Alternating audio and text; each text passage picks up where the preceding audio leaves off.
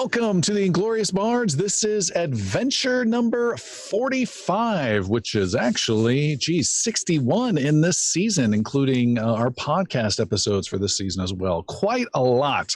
Our heroes leveled up last session, and they are itching and ready to go to break out some new abilities and big numbers. They're excited, as am I.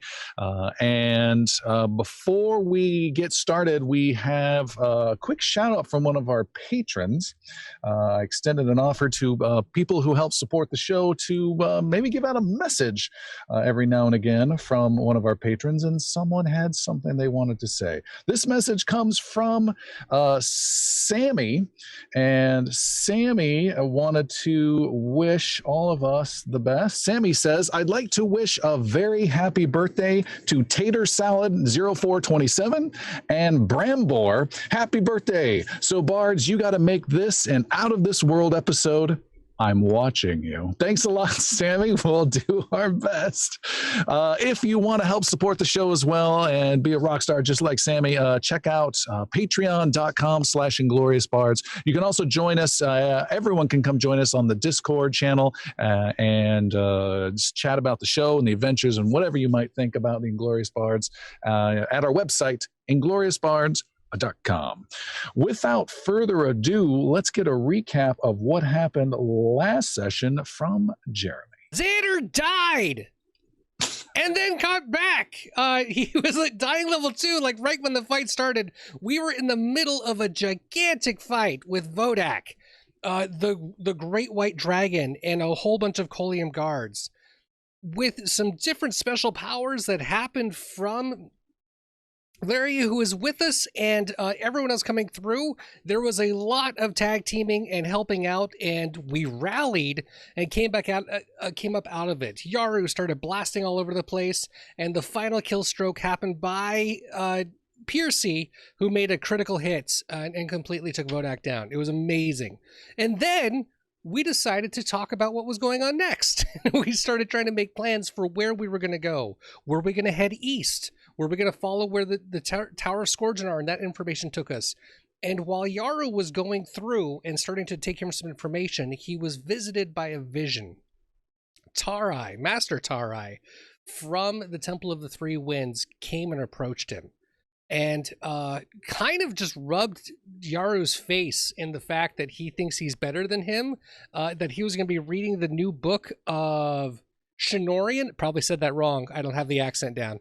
But he's definitely going to be trying to make himself a level higher up than what Yaru's going to be, and also decided to partner up with Charai, thinking that that's the best way things are going.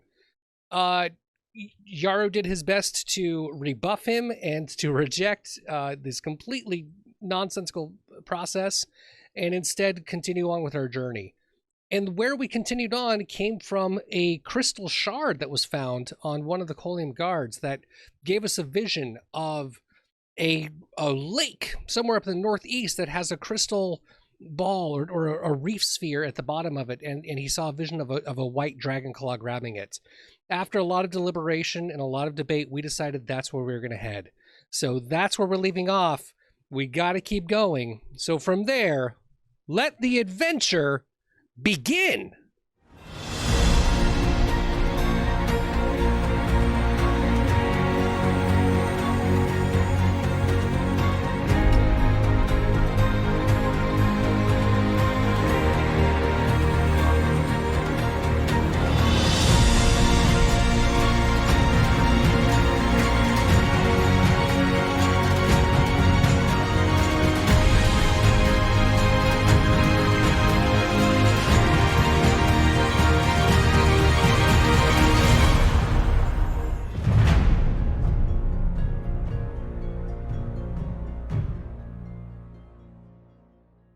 A farmer pushes his cart along a trail in the cold night air. As he makes his way up a sloped hill towards his farm, he notices a tall figure approaching up the road. The farmer sets down his cart and gives a friendly wave. "Good evening, friend." The figure approaches the cart. Darkness and the cold cling to him. His face covered by a hood and the night sky. His black gloved hands clenched tightly. The farmer instinctively steps back from the figure.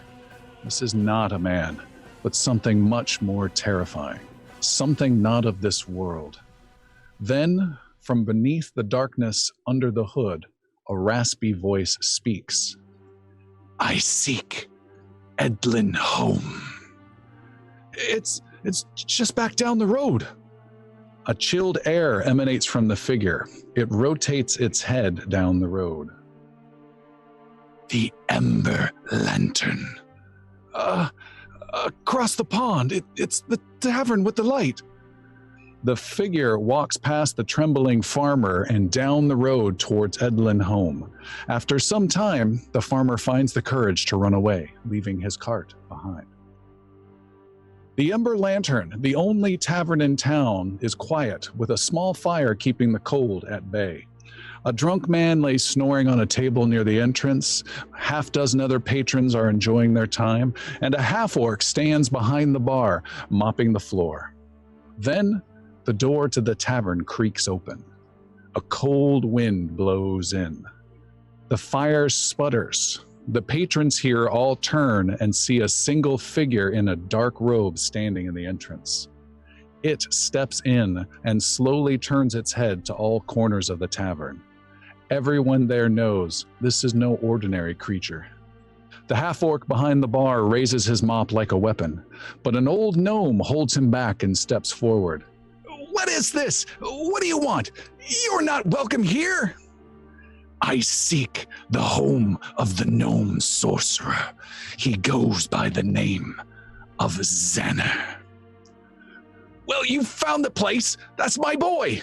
Now get out. The figure reaches up with his gloved hand and pulls back his hood. There is no face, just a form of dark shadow with glowing white orbs for eyes. I am Raineth. The deal was broken.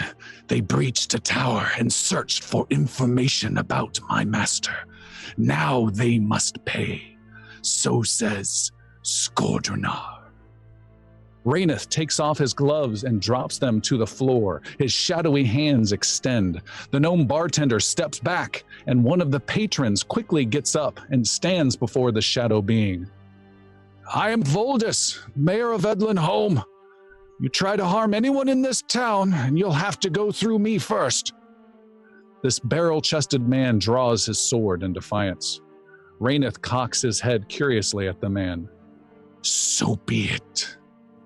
Raineth flicks his hand, and our view is tossed out of the Ember Lantern. The door slams shut behind us as we look back upon the tavern. A scream pierces the night air. The light of the fire instantly goes out. The sound of crackling magic and smashing wood can be heard. Terrified screams from more people in the tavern cry out into the night. The screams are heard throughout the town of Edlin Home. Doors are barred and lights extinguished. Only the evening crickets can be heard. The shadowy form of Raineth leaves the carnage and death of the tavern behind and heads towards the only light it can see, a lodge across the pond. Inside the lodge, a plump woman puts a wooden beam across the door and rushes to the fireplace with a small bucket of water. Her husband nervously looks around and pulls an old sword off the wall used for decoration. There's something outside the window. Get behind me, Marpin. The two innkeepers huddle together and stare at the door. The wooden beam locking the door moves slightly, then snaps off at the base and clatters against the far wall. The door creaks open, and the shadowy form of Raineth stands in the opening, its eyes gleaming white. It glides through the entrance, reveling in the terror of his victims. This town must pay, and you must die. So my master has decided, and I will enjoy this. No, stop! We didn't do anything! We don't even know you! The innkeeper holds the sword between him and the shadow, the blade shaking in his hands. Raineth stretches his own hand of darkness towards the innkeepers and laughs, until the door behind him creaks once more.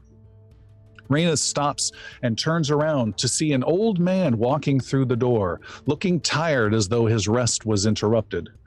The old man limps towards a table near the door and lays down a long leather bag. I have come to destroy this town, and catfolk in their temple, and dwarves in their mountain, and much more. I have been set free to murder and destroy what is cherished. The old man unties the long leather bag and winces as he moves a tender shoulder. Raineth stalks towards him as the innkeeper shuffled towards the back. A price will be paid in blood for breaking the deal. I will kill, and there is nothing you can do to stop this. The old man opens up the long bag, revealing a quiver of arrows within. He turns towards Raineth and simply says, Maybe. Raineth moves ever closer to the old man. You will be the first to die, and I will enjoy it. The old man pulls an old bow made of Akron wood from the bag, as well as a handful of arrows. Maybe, but I've run into monsters like you. I've stood before them, and I stand before you. So stop your jabbering and come at me. Raineth instantly flies the last few feet towards the old archer, who tumbles out of the way at the last second.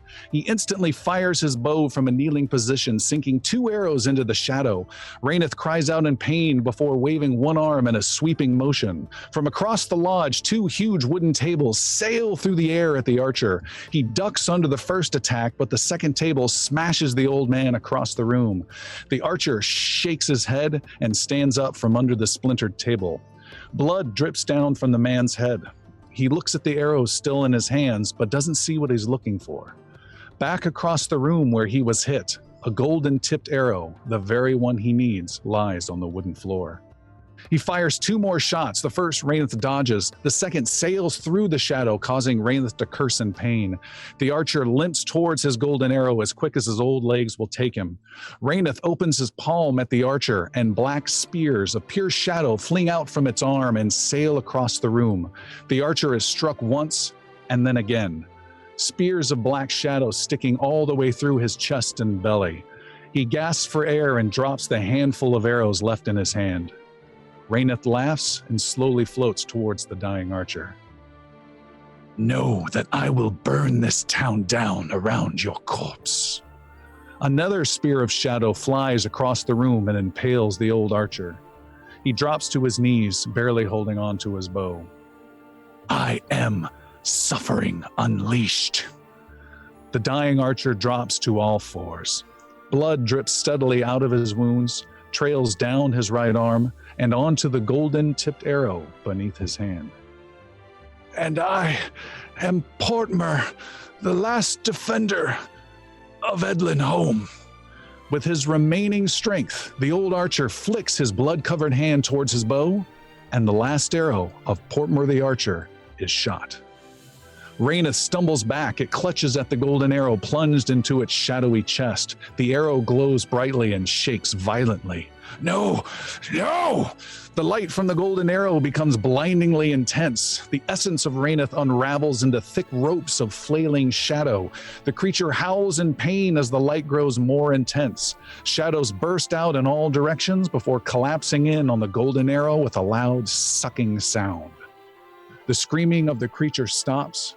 The golden arrow clatters lightly to the ground next to the body of the old archer. When the morning light shines across the chaos in the lodge, many townsfolk have gathered inside. Priests from the nearby temple wrap the remains of the brave archer to give him a proper burial. An old wizard is there who pokes at the golden arrow with his boot.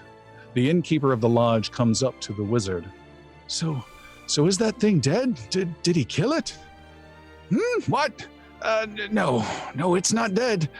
But it's been banished, sent back to its master. It won't be able to return here for a very long time. The wizard looks out the window towards the clouds in the north. There's an enemy coming, not a dragon, not an army, but a being named Skordrenar who wants the world and seeks revenge. And that is a dangerous combination.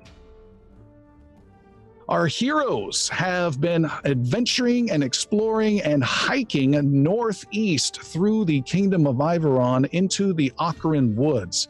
You are heading towards an area called the Endless Pond, which is a large, sizable lake. What should have taken 2, maybe 3 days of travel through the woods has taken 5, as the weather has taken a huge turn for the worse. Lots of snow falling, barely trudging and making your way through, staying huddled at night in what little fire you can manage, keeping warm together. It is a miserably cold experience.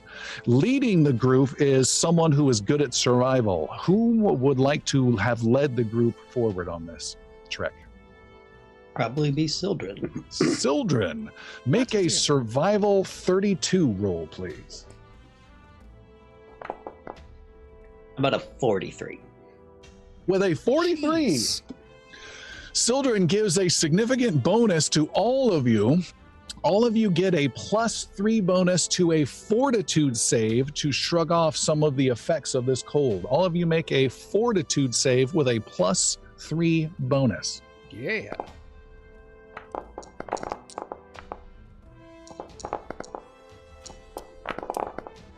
Master Yaru got a. Oh, I'm sorry. It was a 42. Any success is a critical success. 42 Xander's plus not 3 is 45. Sorry.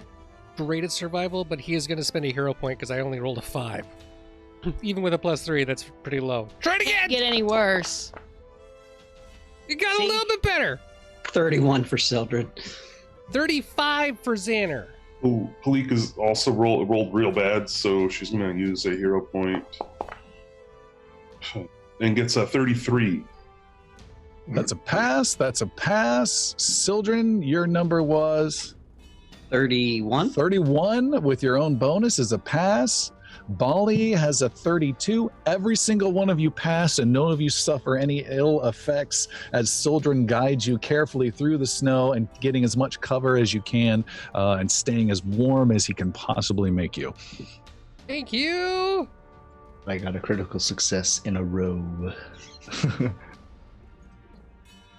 You guys are making your way through these trees and woods. Again, heavy snow. You have to stop and brush it off you from time to time.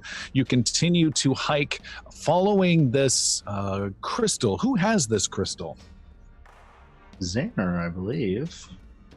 Was Xander the one using it? Following the poof? I thought it was Pearcy. Well, you were the one who figured out what it could do, and we kind of just had the conversation from that point. So The whole reason we're here. Yeah, then Xander It's up to will you. keep following it around. His little magical crystal compass. All right. Xander, who is who's the smallest member in the group? Do we know? Yelena? No, I think No. it's Xander. Oh man, she's taller than me. Oh, That's yeah, probably true. she's a human Yeah. young lady. every She day, towers Xander's over you. like, I oh my god, have oh my god, Palika oh my god. at 3'6", so I don't know where Xander's at. Oh, Xander, let's what- find out. I probably still have those stats. All The this tail of the time, she's tape will just been show. standing in deep snow. You think she's your height? And Xander's got Way- those boots, so he's Way, on top of the way snow. back. Yeah. But Xander- Xander's got a long reach. He's good at Muay Thai. We expect a lot from Xander this round. We'll see how it I think works. he's gonna do real well. Yeah, 3 feet. 3 feet even. 3 Just, feet even. 36 just curious. inches. Xander can't be first, so Sildren leads the way. Someone else blocking, maybe a dwarf, can be second to kind of help plow the snow a bit and help the other smaller Xander crew make their way behind. Because if you guys aren't careful, Xander will just disappear and have to produce Fly flame out. to show where he's at. Yeah. He has magic boots, though, right? I do have some pretty fancy boots. What did the boots do? Make them float. Let me double check that. Something. Walk on top of the snow. Are they the boots of snow walking? That would be very effective right That now. would be I thought awesome. that's what you got. You know what? Hang on a second. I'm looking through my gear stuffs. Someone had them. I know I got Give some them fa- away. Someone's got fancy boots. I'm pretty sure I got something. I don't see it. It's not mine. Okay. All right. Can Bali be using the tooth of Vodak as kind of like a walking staff? He's just Sure. That's awesome. So, Xander, you are holding out this crystal, and it's moving and throbbing and shaking slightly when you point it in a direction. You've been following that for 5 days towards what you believe is the Endless Pond. It's taking you a long time to get there. Sildren keeps reassuring you it's over the next hill, and another day goes by and it's just taking a long time. He's trying to be encouraging, though. You guys are doing great. And like, man, you guys are dead weight. I could have been there 2 days ago. And Xander, you just keep telling him, no, more left, more, no, we got to go between those hills. And then at one point on day 5, you keep telling Sildren, go, and Sildren is stopped in front of you. And as everyone stops and looks, you see before Sildren is a wall of snow that is just partially melted and sliding down. Imagine like a huge car window that you're trying to defrost, and that snow just slowly sliding down, except this car window is hundreds of feet high and hundreds of feet wide. You just see snow just sliding down and more snow coming down and coming down. If we can see hundreds by hundreds, is it making any sound? No. Can we hear any of that? That's okay. I guess we turn around. It's moving slowly, right? When you say moving, Tom, Yes. is it like getting lower? It gets lower and lower and lower, and by the time it gets near the bottom, it becomes water and then disappears down into the ground, but more just keeps coming slowly down. So it's not actually reducing in height, this wall. Correct. And how see tall is through the it? wall? You cannot see through it, no. The wall extends beyond you can see, because above you is thick snow just falling. You're in the middle of a storm right now. And it turns into a waterfall? No, just imagine slushy snow just coming down, and by the time it gets down to your knees or your feet, then it becomes more liquefied and then just disappears into the ground. Does anyone want to try to go up, or should we just see if... Why don't you shoot some fire at it? I love that game! Xander will shoot some fire at it. Xander, you shoot fire. As you do so, you burn a small little, this is produce flame, right? Correct. A small little hole appears in this wall, and you can see through briefly. And on the other side, for just a moment, you see lush green trees not covered in snow, and then the hole seals back up again. Did anyone else see that? Yeah. It's stone, but it's not stone. And Bali starts trotting off and walks up and tries to pad his way through. And All right. Pearcy I've not seen stone like this. Stone, but not stone. He's so This is all how he dates too. He's just. That's how he views the whole world, by the way. I don't believe like you, lady, but you are not stone. What was Pearcy saying? Yeah, he just draws his short sword and puts his little shield up in front of him and just step by step, just confidently starts to walk towards and through the snow wall. All right. Pearcy and Bali step through. As you do, there is bitter cold that bites at your skin. I need the two of you to make fortitude saving throws, please.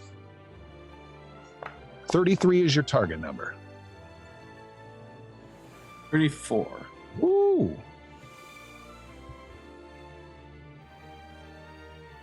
How about you, Pearcy? What about Pearcy? Pearcy's going to reroll Okay. because he got a 23.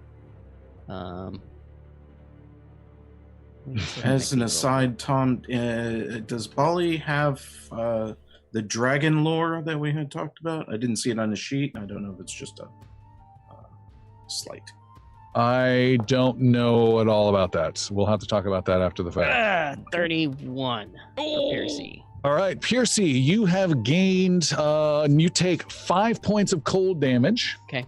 And after that, you have gained a vulnerability to cold of 3. So any cold damage you take for the foreseeable future will take 3 more cold damage.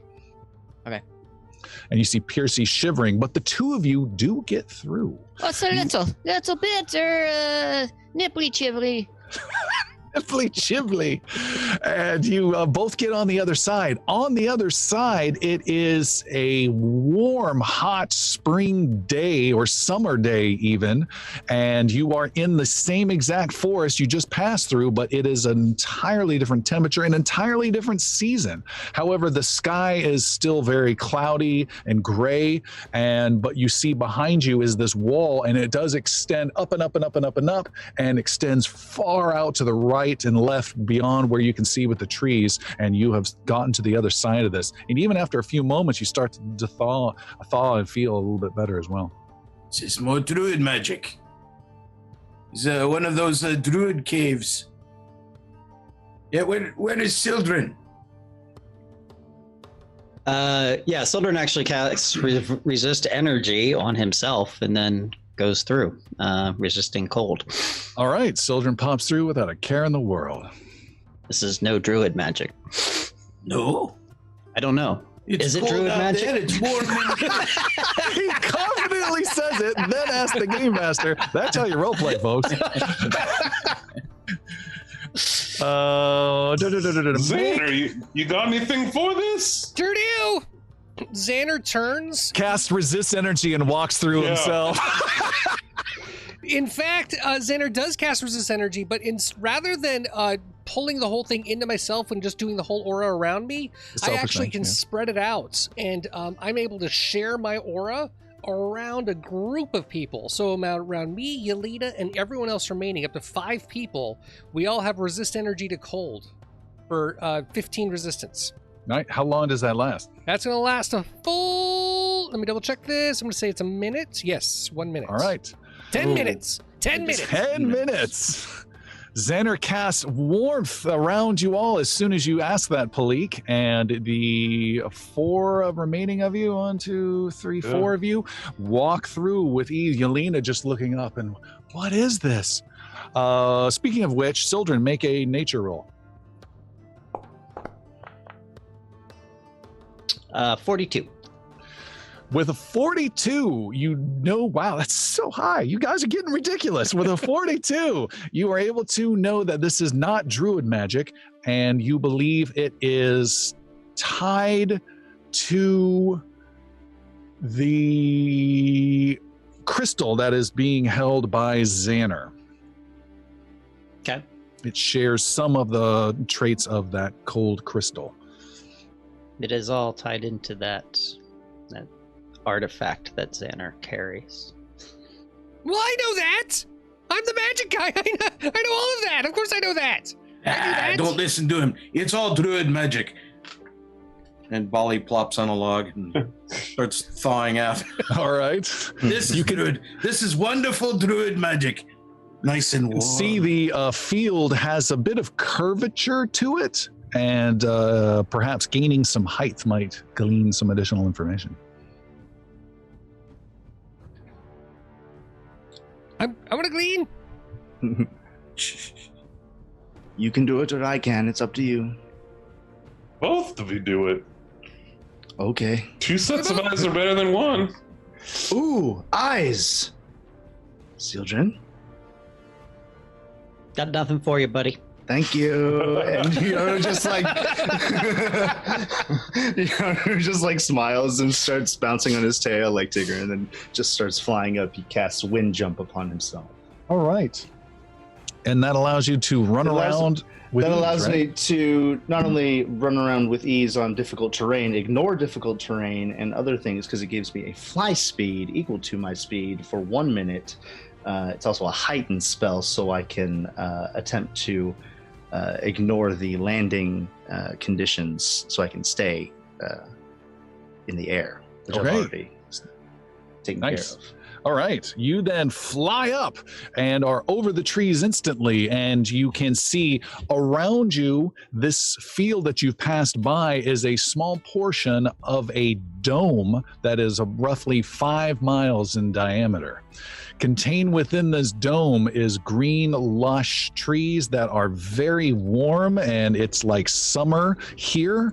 Completely outside this dome is snow coming down onto that dome and then sliding down.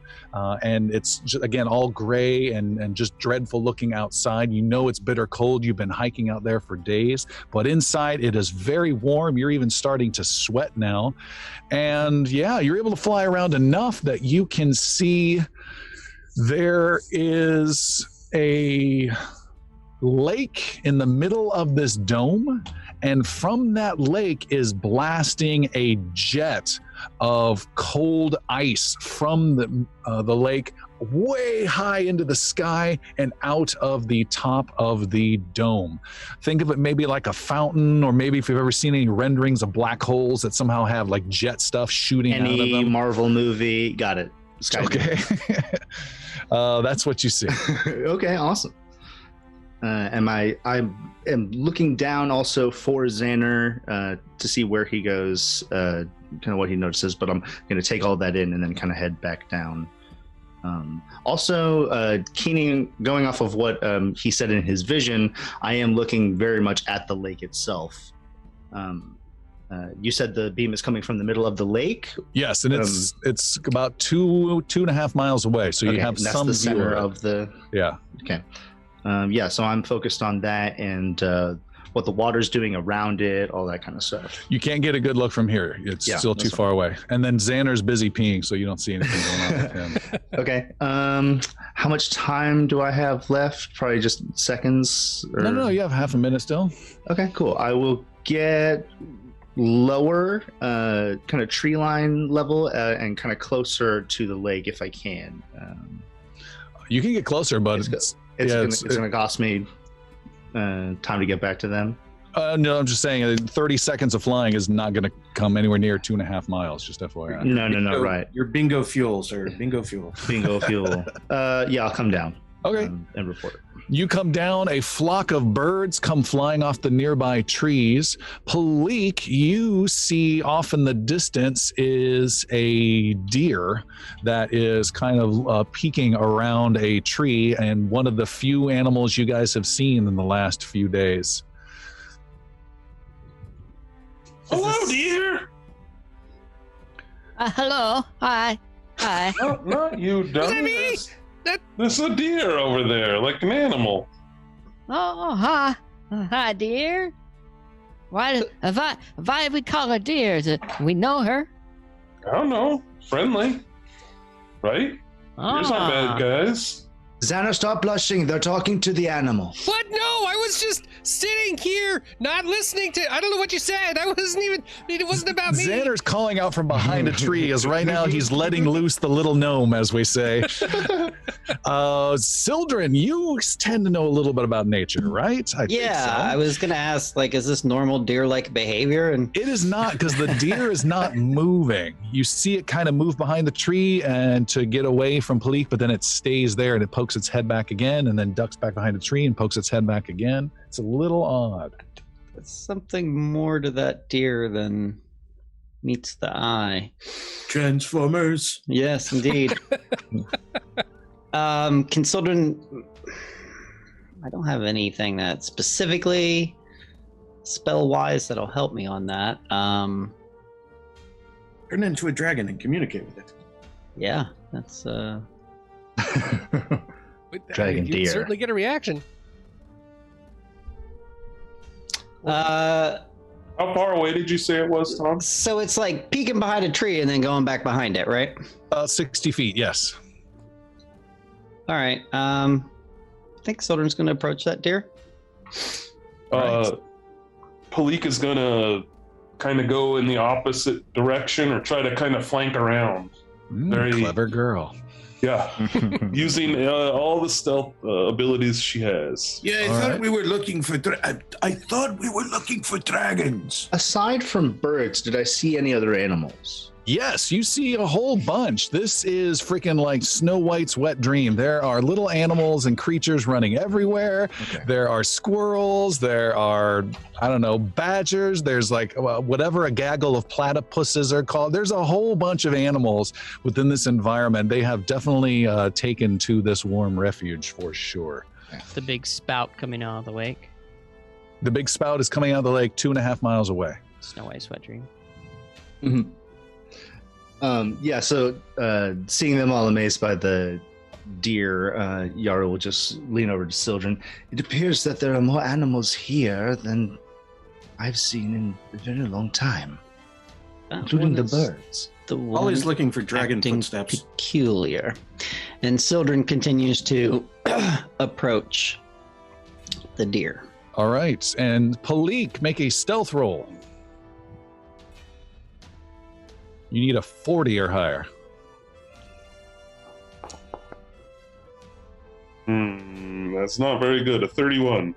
All right, with a 31, you startled the deer, and the deer hurts itself, pulling its leg away from a snare that you finally see, Sildren. And the deer then collapses over, and it does a bleating sound, and starts pulling and pulling, and you see blood on its paw, its lower leg section, as it's in pain. Also, Xander, you disappear into a hole. Sildren, what else would you like to do? Sildren is approaching the deer more quickly, but trying to not be threatening. And I'm going to basically free the deer from the snare. All right, make a nature roll. Yeah, trying to calm it first. It's nature for calming. All right. Speaking of from calming- persistent bleating. 36. 36 is enough for this highly panicked animal to get close to it, and the deer whisperer Sildren slowly approaches. You're able to put your hand upon the deer, and what did you want to do now? It's letting you touch it. It's just like, what kind of snare? Is it just a rope or? It is a rope snare, thinnish rope though, so it is cutting into it. And also Shunka is not approaching. He knows you well enough to stay behind. Using the dagger of Ethlian, I will cut the rope, releasing the deer. All right, you start cutting on the rope. As you do so, a crossbow bolt embeds into the upper section of the deer. And at that exact same moment, Pearcy, Yelena turns to you and says, where did Xander go? Wait. I don't know. Hey, Xander! Xander! Pearcy looks Xander, around. you hear your name called as you have tumbled 20, 30 feet down a curved tunnel underneath the ground, some sort of burrowed tunnel that has got loose sand. You're now covered in dirt, and you look around and make a nature roll for me, Xander. Oh, okay. I could probably do that. And nature totally trained. It's a 24. 24. Don't worry about it. As you're here in the tunnel, laying there, shaking your head in the darkness, you then hear a shrieking, roarish sound from the tunnel deeper in the darkness, and the ground trembles. You hear Pearcy far away calling your name again. I'm here somewhere. I'm in a hole. The ground trembles like crazy, and between your legs, the ground splits open, and out comes a creature the size of a horse with giant mandibles. You have seen this before. It is an Uncrov, a huge wormish, not huge, but a sizable wormish beast, screeching with its mandibles, and it comes biting down for a tasty gnomish lunch. And we have initiative right now between Xander and this thing. rolling initiative. First up is Xander. There we go. Okay. So it's just an Encrave. It's an We've done this Encrave. before. It is 3 feet away from you. Just screeching and ready to bite the hell out of you. Super freaking fast. Okay, well, I'm going to hit it with Burning Hands. All right. I cast Burning Hands on it. All right, it makes a reflex save. It does for half All damage. right. That is a 18 for the reflex save. That is not enough. That's actually a critical fail Okay. for what he needed, so it'll be double damage, which will be 62 points of flame damage. 62 with a huge gout of concentrated flame and some sort of gnomish panic scream. The fire goes gouting out through the creature. You burn a hole through its center and it collapses upon you, dead. It still smells bad. I haven't smelled this in a long time. There's an Encrave. I got it. Help. Pearcy, you have been able to identify a hole that smells a little bit like gnomish pee, and you hear some crying from inside. Okay, I want to use my. I have a smell sense, a scent skill, and I have Warren Navigator, so I'm gonna peep my head down the hole and see how far down it goes first. You can see it goes down about 25 feet, but it's not straight down. It starts to curve down at the bottom. And at that curve, you can see this large wormish creature that appears to be alive, but then you see it's not because Xander is within it. As it fell through Xander's head. You just see Xander's head, and he's kind of like not wanting to touch the sides of it at all. No. Xander! Xander! What are you doing down there with the worm? I fell and it came after me when I yelled at you because it could hear me, and now it's dead and I'm stuck. We don't have time to be playing around. I'm not playing. Well, come on. Get back up here. I don't want to touch it. All right. Can you? I don't know, pull in my ear or something. Get me out of this. Pearcy unravels his rope Okay. and lowers it down. Here, take my rope. And on the count of 3, I'm gonna heave. Wait, can you just say that one more time? On the count of 3, I'm gonna heave. Just catches me unaware. I want you to hold on tight. I'm gonna hold. Do I need to tie it around? 3. Hold on. All right, Xander, make an acrobatics roll with +1 for the heaving. Okay. You do that too. I'm trained in acrobatics. Perfect for Xander. 28 with the +1. 28 is pretty good, but not ideal. You do get plenty of Encrave gore on the lower part of your body. You do not smell good for the rest of the day and are -1 to all diplomacy rolls. Goo. I don't.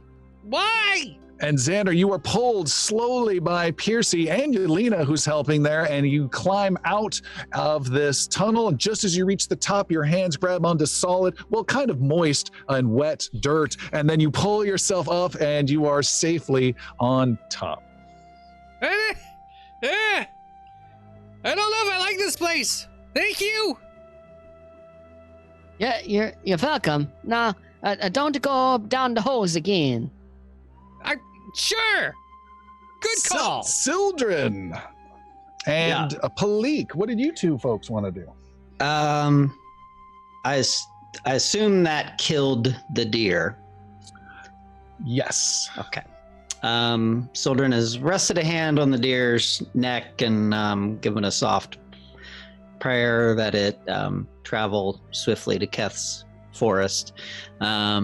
And is using it as a shield against wherever the crossbow bolt came from.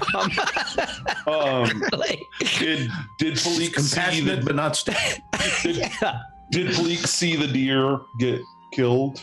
Palik, you saw the deer get killed. Make a perception roll, please.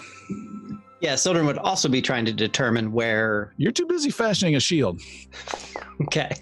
A shield puppet. No, A shield muppet. garbage tonight. 29. 29 is good enough. You see the shooter. The head of a gnome is off in the distance, just poking up behind some bushes. And the gnome, having shot the deer, then looks over and sees barely hidden behind the tree by accident is Sildren. And the gnome goes, "Eep!" and then disappears behind the bush. And you see some bushes moving as he's trying to run away. Well, Palik's gonna draw her weapons and dash after the moving trees. What is your move speed? 30. 30. Palik is bounding through these bushes, and you are in a chase. Sildren and Shunka will follow. Sildren has spent a moment to cast Pinch Time as well. Okay, and that gives you some extra movement, right? An extra, gives me a fourth action, which I can use as a Strider Strike. So Great. yes. All right, with a snap of his fingers, Shunka goes racing through. Sildren then casts a spell and then quickly catches up and races. Palik, unfortunately, they pass you by because they are much faster. And the nice, natural, respectful druid has become the hunter in these woods and is racing fast with his pet companion with him. Show off! What? You're so far away! The two of you go racing past Bali, who's just taking off his boot and rubbing his poor bunions, and you keep racing on further, and you are able to catch up to this bush and see this gnome who's frantically trying to run away. I'm just trying to catch him. I'm not trying to like Shunka would ideally just pounce on top of him. All right, that's what happens then. Shunka pounces on top and pins him to the ground. And then Sildren kind of comes up and like looks down at him. And who might you be? The gnome is trying to deal with this giant wolf on top of him. He's got a dirty face with a broken nose. His crossbow got knocked out of his hand, and he starts speaking in Undercommon frantically, a language from the realms beneath the ground. So I don't know if you speak that. I most certainly do not.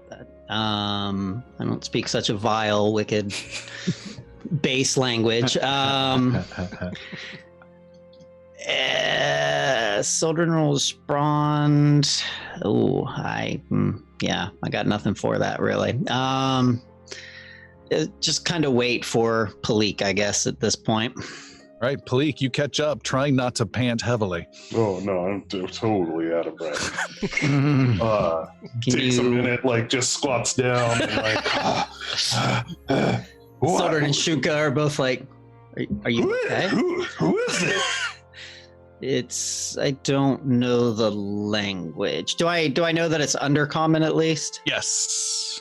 Do you know Undercommon? Yeah, Well, it's one of my 12 languages I speak. No, I don't know Undercommon. Let's tie him up and take him back to Xander. Speak perfect sarcasm. That was unnecessarily sarcastic, but okay.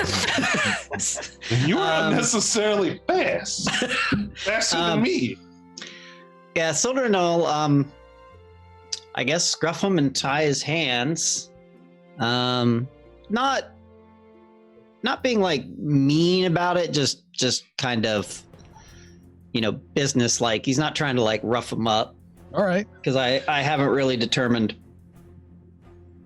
what this creature is yet, but he breaks free during your wrapping and gets maybe a couple steps before immediately facing a large black wolf, and then stops and then lets you bind him successfully.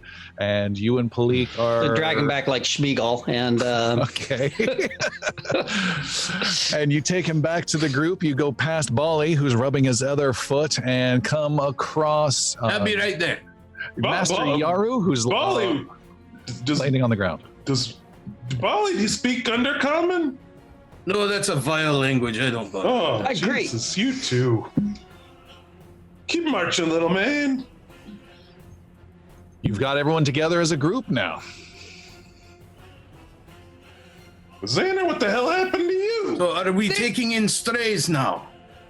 There's a hole that had an enclave in it. You guys even remember you A weren't there, what? but there was a long time ago. I was down at. He was playing with the worms. It wasn't a worm. It was a worm. It was an I thought you were. I thought I told you not to play with your worm anymore. I wasn't playing. I had to If pee. you have the worms, it took you way too long this time. You need to tell us when you're ill. It's just that I didn't do it. I on think purpose. Bali has something for that. I think he can help you. I don't need help. Yeah, I I'm can just- cure You're all. gonna have to be This shaving is your some balls intestinal pretty stuff. soon. There was a hole. Let me see what I have. Yes, Xana. Yes, we all have one. No, it's not that. You It's drink not. this. You're And the worms are coming out of it. Yes, we know. You don't understand.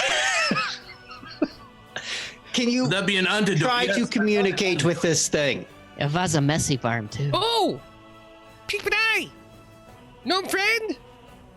The gnome just looks at you blankly. Glackly fork. What the hell was that?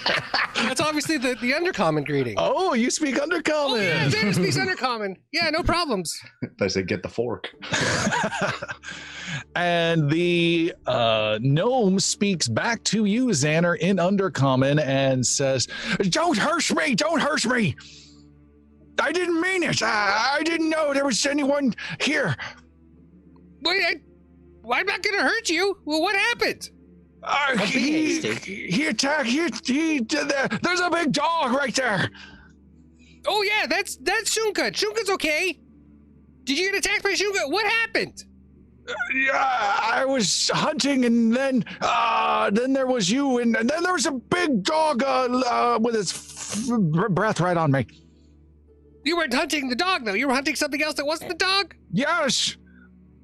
Well, it sure sounds like it's just a misunderstanding. Okay, then you can let me go. Sure. Wait, what's your name? My name is Dwick.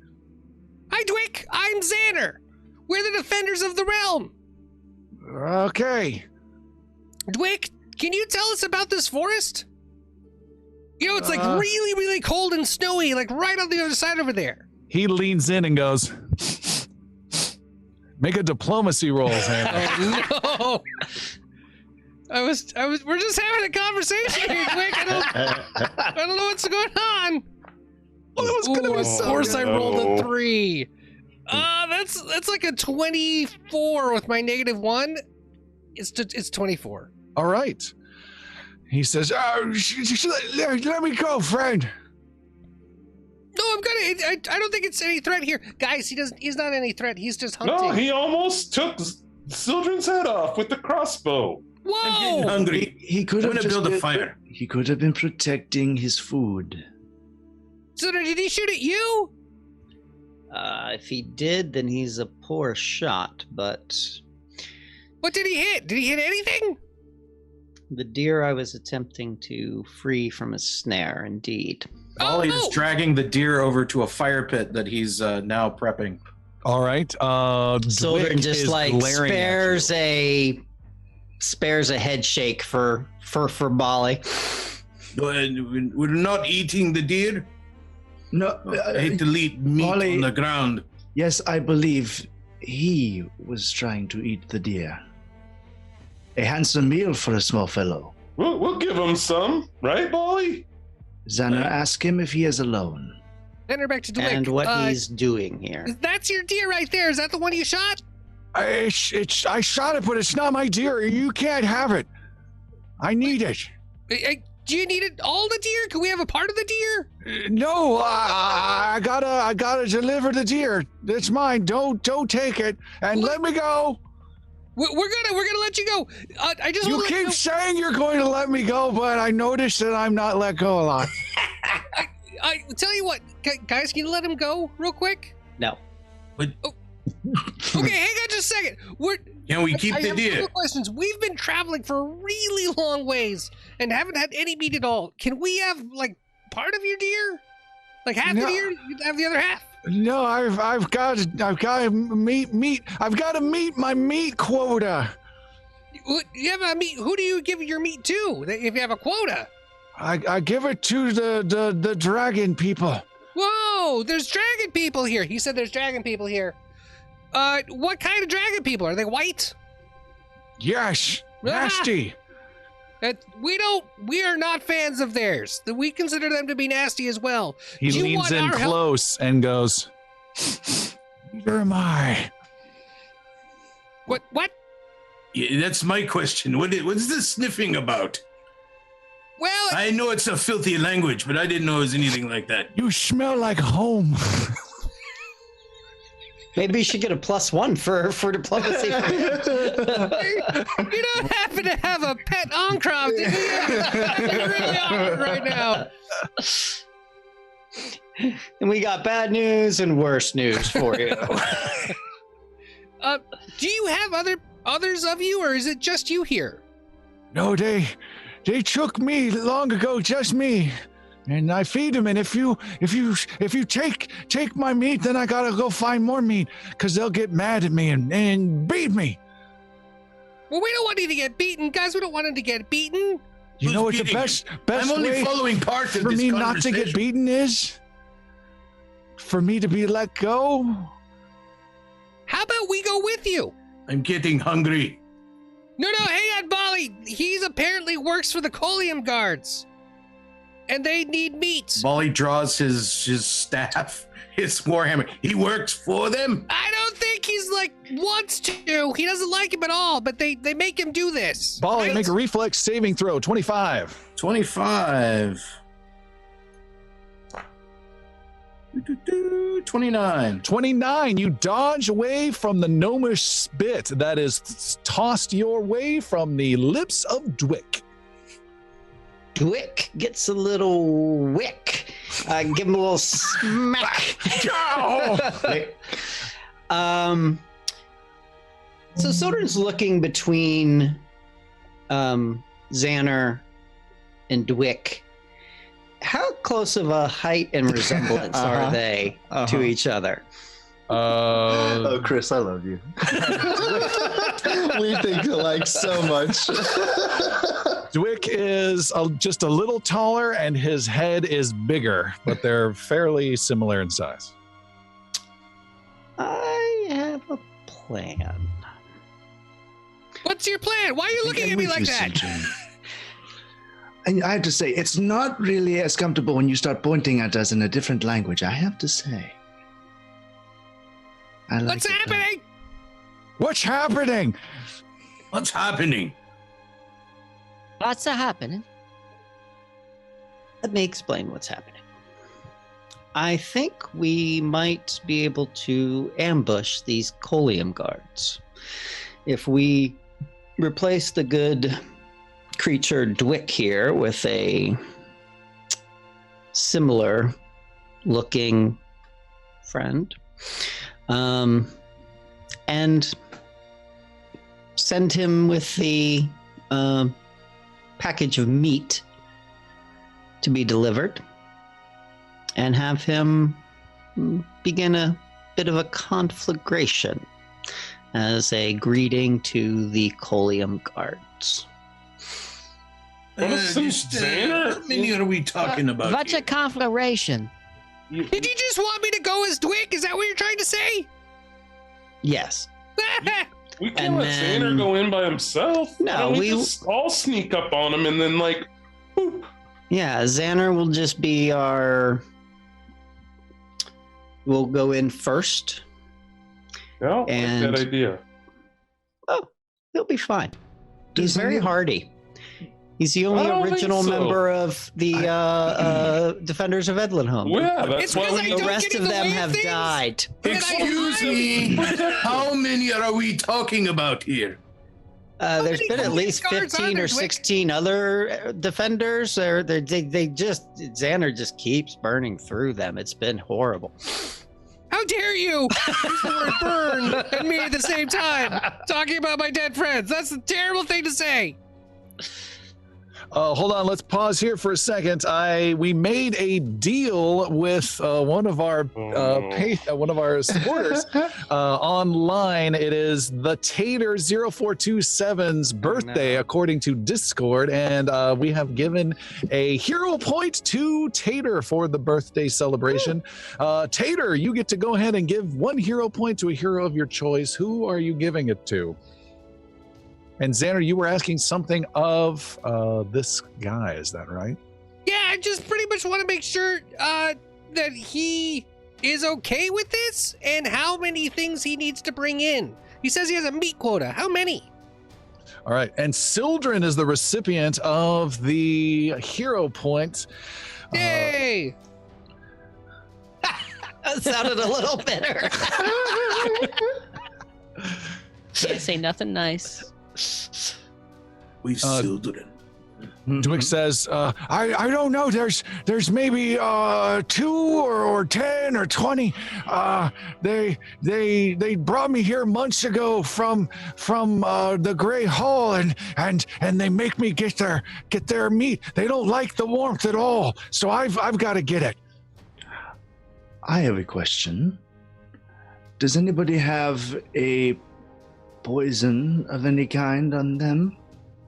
I know we're not alchemists, but perhaps instead of sending one of our own, we could send this one and poison the meat and see what comes of that. I want to eat the meat.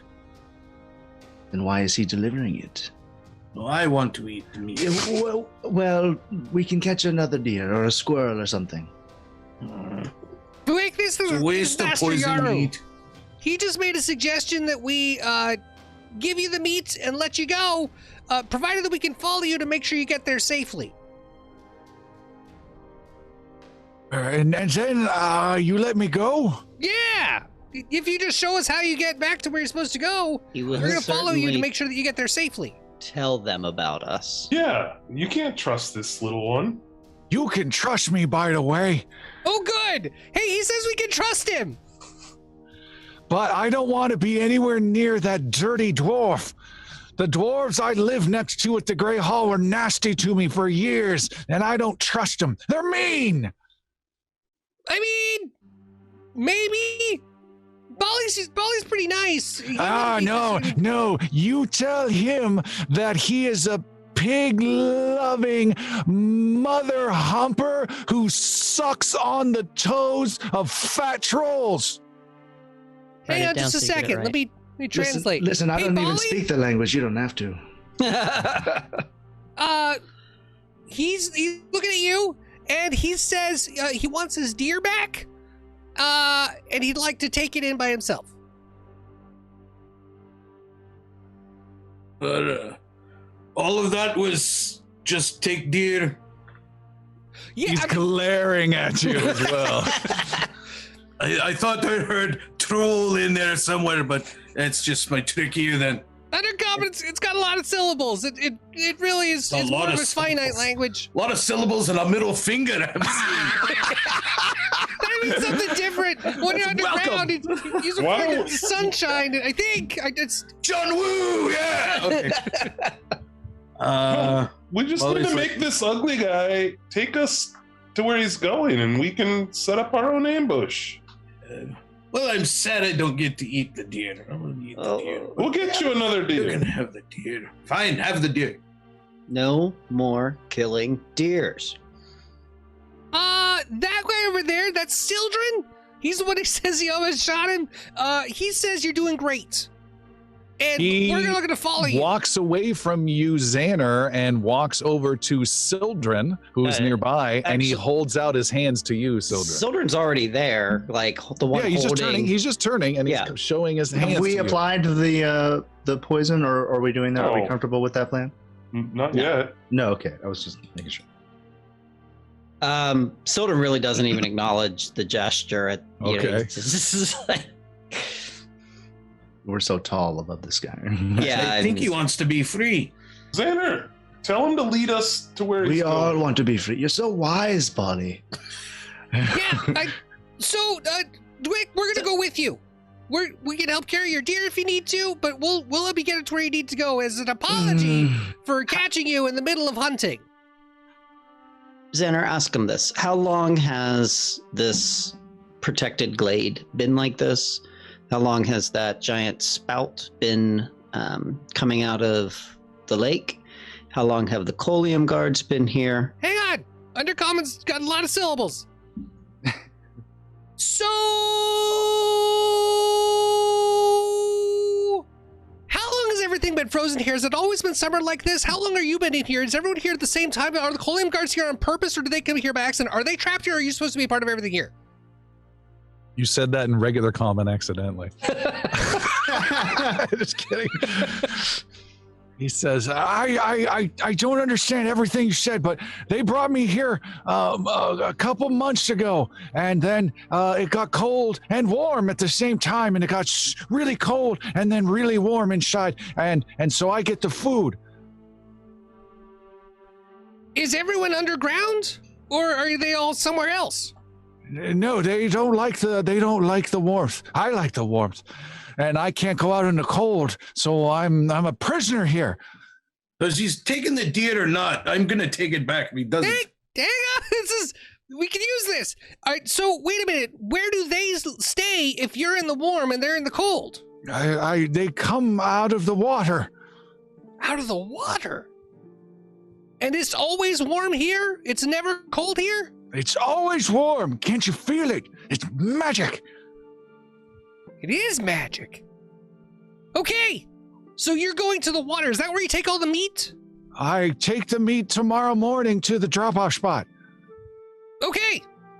Well, do you need to get any more meat? Yes. How about we help you? Okay. We'll be a team. Wait. Make a diplomacy roll -1, please, Xander. Oh, Collect come on, 10 -1. deer hide and That was return really the good. customer. Oh! That's a natural one. But I have 1 hero point. Anyone give me a hero point? Not after that insult. I'm good. Xander rolled a 23. Natural 1. Kind of want to see where this goes. Part of your diplomacy is not gonna Bali lie, is so pulling do I. part of your diplomacy fail is Bali's pulling the deer back. He's all right. This is mine now. This is mine. This is mine. All right.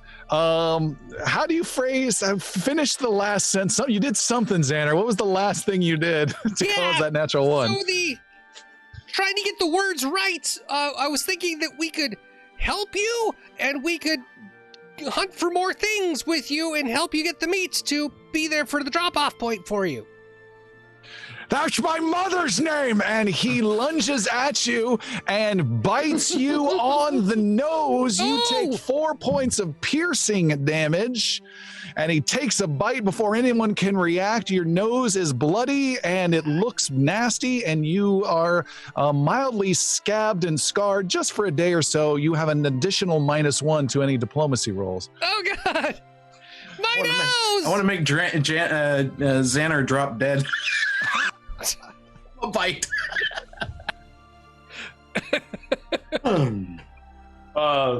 Dwick is gonna get brained upside the head. Okay. Leak.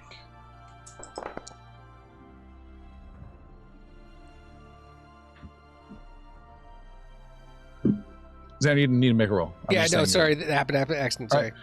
Yeah, and the gnome prisoner is smacked upside the head and drops to the ground, rubbing his head. Ow! Ow! Ow! I'm guessing negotiations have been cut short. I think they're going very pretty typical with Xander negotiations. I think this is normal. I used to be so eloquent. So adorable! Xander, tell this piece of shit to take us to the slavers. Yeah. Let's Find out where the drop-off point is. And they're Coleum guards. I'm not sure if we can call them slavers per se. Well, they're keeping slaves. All right, you groundy. We're going with you. You're showing us where your drop point is, and we're gonna find out where your slavers are so we can get rid of them. Called Maybe. Roundy? We're gonna let you go too. I'm using that now. All right, make an intimidation roll, Xander, with no modifier. Right in my nose. Stupid. You don't even know what Crowdy. I can do. I can burn your face. I got fire everywhere. With another I had- natural one. There's in With fact a- fire everywhere now. Oh, So Xander starts yelling that and building and the Oh my Dwight, God. the Dwight guy's starting to tremble, and then Xander disappears into the hole a second time as he falls down into the Oncrov's hole unceremoniously, and Dwick and everyone in the group laughs their ass off at you, Xander. It's a bonding moment. I hate this place. Hey, you all right, Go Xander? cold. I'm in a hole with a dead enclave up to my knee. How do we get him out of there? How did he get out of the last one? Can't I he don't know. fly? I don't know. Xander casts elemental speed and blasts out of there with a giant gout of fire. Well, there he goes. Having had enough, Xander comes flying. I don't know if it's Xander or Jeremy that's had enough, comes flying out of the hole and burning hands the lot of you all. I am a demigod of flame. All of you making fun of me and my bit nose. Little delusion of grandeur there. Lots of delusions of grandeur. Yeah. So Let's. Where is this drop-off point, and when do the Colium guards come? He said tomorrow morning, so it needs to be, and I think it's by the water. Dwick! Well, you're so funny. Ah! how many more does he need? You better be careful, or he's gonna be Dwickless. How many That's a good more? one. How many more deer do you need? It's not a relevant question. He gets this. We are not killing any more deer. That's a good question. I need two more deer. Good. You get no more. I just want to gauge how angry they'll be when he arrives with the one. Oh, we'll be there waiting, I believe. Yeah. Where are the rest of your deer? Or your I've- kills, or everything else you've done? Find out if he has any more snares set about. Answer the And their question first locations. before asking more. I've got one kill, not far away. You, and he holds his hands, points them towards you, Pearcy, to motioning to cut him loose. No. I don't know what you're saying, but I'm but I from don't- Mars Attack. That's not how we shake hands. Just blowing out the podcast people's eardrums. While I was flying, I didn't see any such camp or anything, did I? You did not. No clearings. Thick trees. Okay. No clearings. Gotcha. Okay, what? Is someone gonna cut him loose? He's not gonna walk unless we let him go. Oh, he'll walk. Snares. Where are the rest of the traps and snares in this woods? Do you have any more traps? I've got lots of traps, lots of snares, lots of them. Can we go pick those up? Yes. Show us where the next snares are. We're gonna go get those. He rolls to his feet and gets up and looks over his head at Sildren and then over his head at Palik, who have beat him from behind twice, unheroically in his mind, and then stands up and spits at the feet of Bali and walks over to Yaru and holds his hands out. Gawk, gawk, gawk, gawk. Gawk, gawk, gawk. I thought there was. Meanwhile, Sildren's like wrapping a rope around him, kind of firming it up and kind All of right, you getting a have him hold of him. leashed. Yes. Nice tight piece Very- right around that throat there. And Keep Shunka the spit is from coming out. like close and not like he trots intimidating. away from Shunka and trots away more, and he starts leading where reluctantly where Xander starts calling out, and he is just running. He's bound more around his waist. You got this rope attached to him. His hands are bound, and he's just going, I thought you were friendly. You're just mean. You're just as bad as that dwarf. To you, Xander. I'm not trying to do this. They're not listening to me well. I'm trying to make it easy, but if you work with me, we can make it as easy as possible. You are a liar that's a big dog. And he keeps on going, and you follow him, and he takes you to several snares that he has set within the woods. They are all empty. And they will be disarmed and destroyed. Oh. And he takes you towards a small camp of his where he has dug a hole in the ground and set up a little damp, moist earthen cave with some small tree branches and trunks for supports, and created a small little subterranean pseudo hobbit hole where just inside is one dead deer. Inside is a smelly area of brambles with some leaves that he's using to sleep on. There's there is a fire that is burning outside, and there's a little pack with stuff. His little home is here. It's a nice place. Where do you drop off your kills tomorrow? Where do you take those? At the beach. There's a spot on the beach. Is it far from here? Can we see it right now? Make a roll, Xander. Your choice. Diplomacy -2 or intimidation, and that also determines the tone of which you're saying this. Okay. While he Xander pushes is his hero defeated. points back. He's a lot more defeated than he is angry at the moment, so he's going to go with his diplomacy, his stinky All right. diplomacy. 35. 35. All right, I'll show you. But then you promised to let me go. I would love to let you go. Good, that's a deal. I And didn't say he walks off. Man. And he has one of the deer slung over his shoulder and nods at the catfolk towards the other deer. He just gives a sigh, and it's either going to be Palik or Sildren who stops you, but just walk on by. I mean, I'm going to let him carry the weight Yeah, they're around. already I mean, good. Yeah, Let I him mean, do I his got no thing. problem with that. All right. It's going to slow him down if nothing else. You guys walk through the woods with him leading the way with one deer over his shoulder. One of you has the other, and you fall in line. You see a couple other animals off in the distance. More birds go fluttering, and off you go. And as you make your way those 2.5 miles through the underbrush, he leads a small little game trail, if you will, that's very hard to spot. Sildren, though, you easily are able to spot it. And he weaves through the trees. And again, this is the kind of hiking you like compared to the last few days. And you approach a opening in the trees, and just beyond is a lake, a sizable lake, and it has grayish water.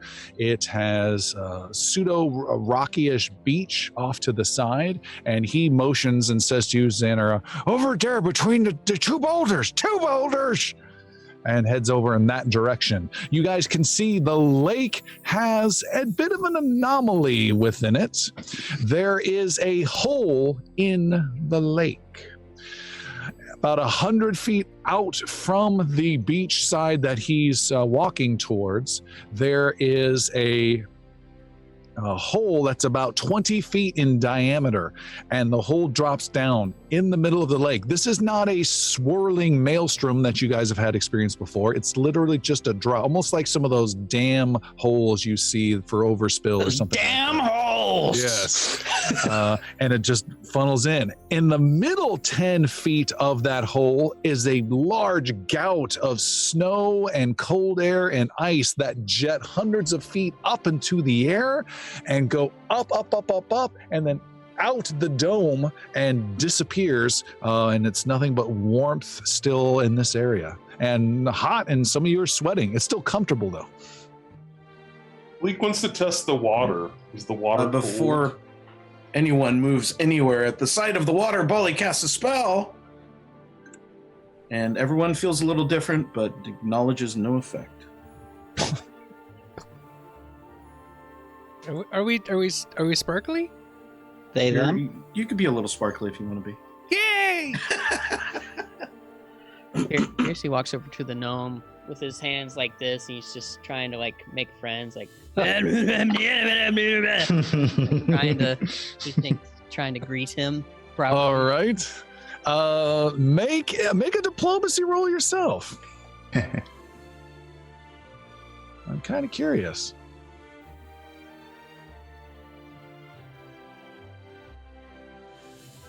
Here comes that fast diplomacy roll. There's like a million. Okay, 42. 42. He cannot resist that charming Yosoki smile, and he grabs onto your hands, and then he starts, as you're making these fake words, he starts doing the hands and then starts motioning towards you and is going like, gawk, gawk, gawk, gawk, and is teaching you like Helen Keller how to do water and cup and that kind of stuff, giving you some basic words. And he starts smiling, and these underground gnomes can sometimes get a little close and personal with their immediate family, and Palik gets super defensive. He puts his bound hands over your head and pulls you in for a sociable hug. And then let's go. Okay. Pearcy backs up and straightens his tabard and wipes a tear from his eye and says, "Gagak." He then slaps, he was also holding this deer, on some stones near the beach between two boulders. At that same exact time, Master Yaru, you see some, maybe not, make a perception roll. I will do so. Make a perception. That was a 26. I rolled a 6. I'm going to use a hero point. All right. Go ahead and do that. I feel like you're gonna regret that later. Probably. Enjoy this roll; it'll be good. Thank you. A 7! 27. With a 27, you see maybe 100 feet away along the beach near some trees, just before it gets dense with trees, you see a little bit of movement that looked a little bit odd and caught your eye. Something hiding behind the trees, 100 feet away. Yaru sees the movement and then looks toward Dwick, and while he points it out to Sojourn and the others, he looks at Dwick and kind of sees his movement, so he's being secretive about noticing it, if that makes sense. Okay. I'm kind of Dwick giving them eye says- signals to look. Dwick says to you, Xander, if we leave the meat here overnight, it'll be taken and eaten by all the other animals or the bites and all sorts of things, and so I keep it on me. We can't just leave it here. They'll be really mad at me. Well, no, we don't want to do that. We don't have to leave it here unless there's a safe place to like bury it. But this is really good to know, so we can come back and make sure everyone stays safe. Do you have to be here in person, or do you just leave the meat here in the morning? I stay close by and I hide in the trees in the morning to make sure no little bear or nasty black smelly wolf eats the meat. Yeah, that's a good idea. We'll do that too. We'll hide out with you and we'll stay in the forest with you. Well, what are you gonna do now? I mean, the meat's right. Oh, you're supposed to let me go. You promised. You promised. I do remember saying I was gonna try that, and I don't know if I can. There is no try, only do. I don't know what that means. That doesn't make sense in my language normally. But let me see what I can do. I'm gonna. He wants to be let go, guys. He's been talking an awful lot more since we got here. But he's showing us around. He was giving Pearcy words. And Children this having rocks. seen the Master Yaru's gesture is kind of nonchalantly scanning the tree line where he was pointed to see if he can figure out what's going on. All right, you can make a perception roll -1. What's the lighting situation out in this particular place? The lighting, it's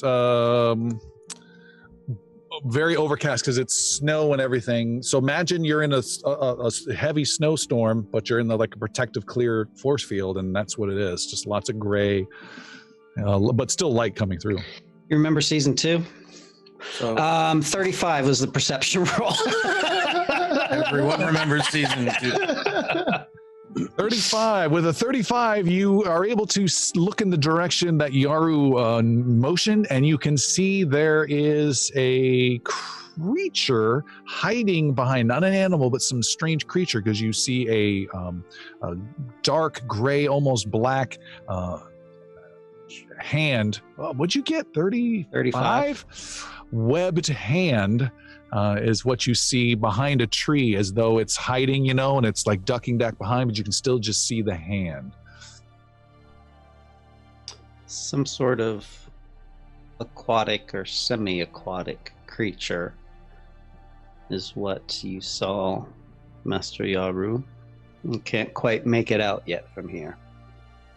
But it's hiding third large knotted tree to the right. I give kind of... spatial directions. Leek's at the water line and she wants to put her hand in the water to test the temperature. All right. The water is cold, quite cold. Like dangerously cold? Not Just dangerously cold, but not matching the warmth of the environment that you are in. Pearcy looks at the gnome. No, goblin. No. Dwarf. No. What is this thing? Yeah, I have a name. Oh, no, you're talking to him. His name is Dwick the Gnome. Gnome. Okay, gnome. I was right.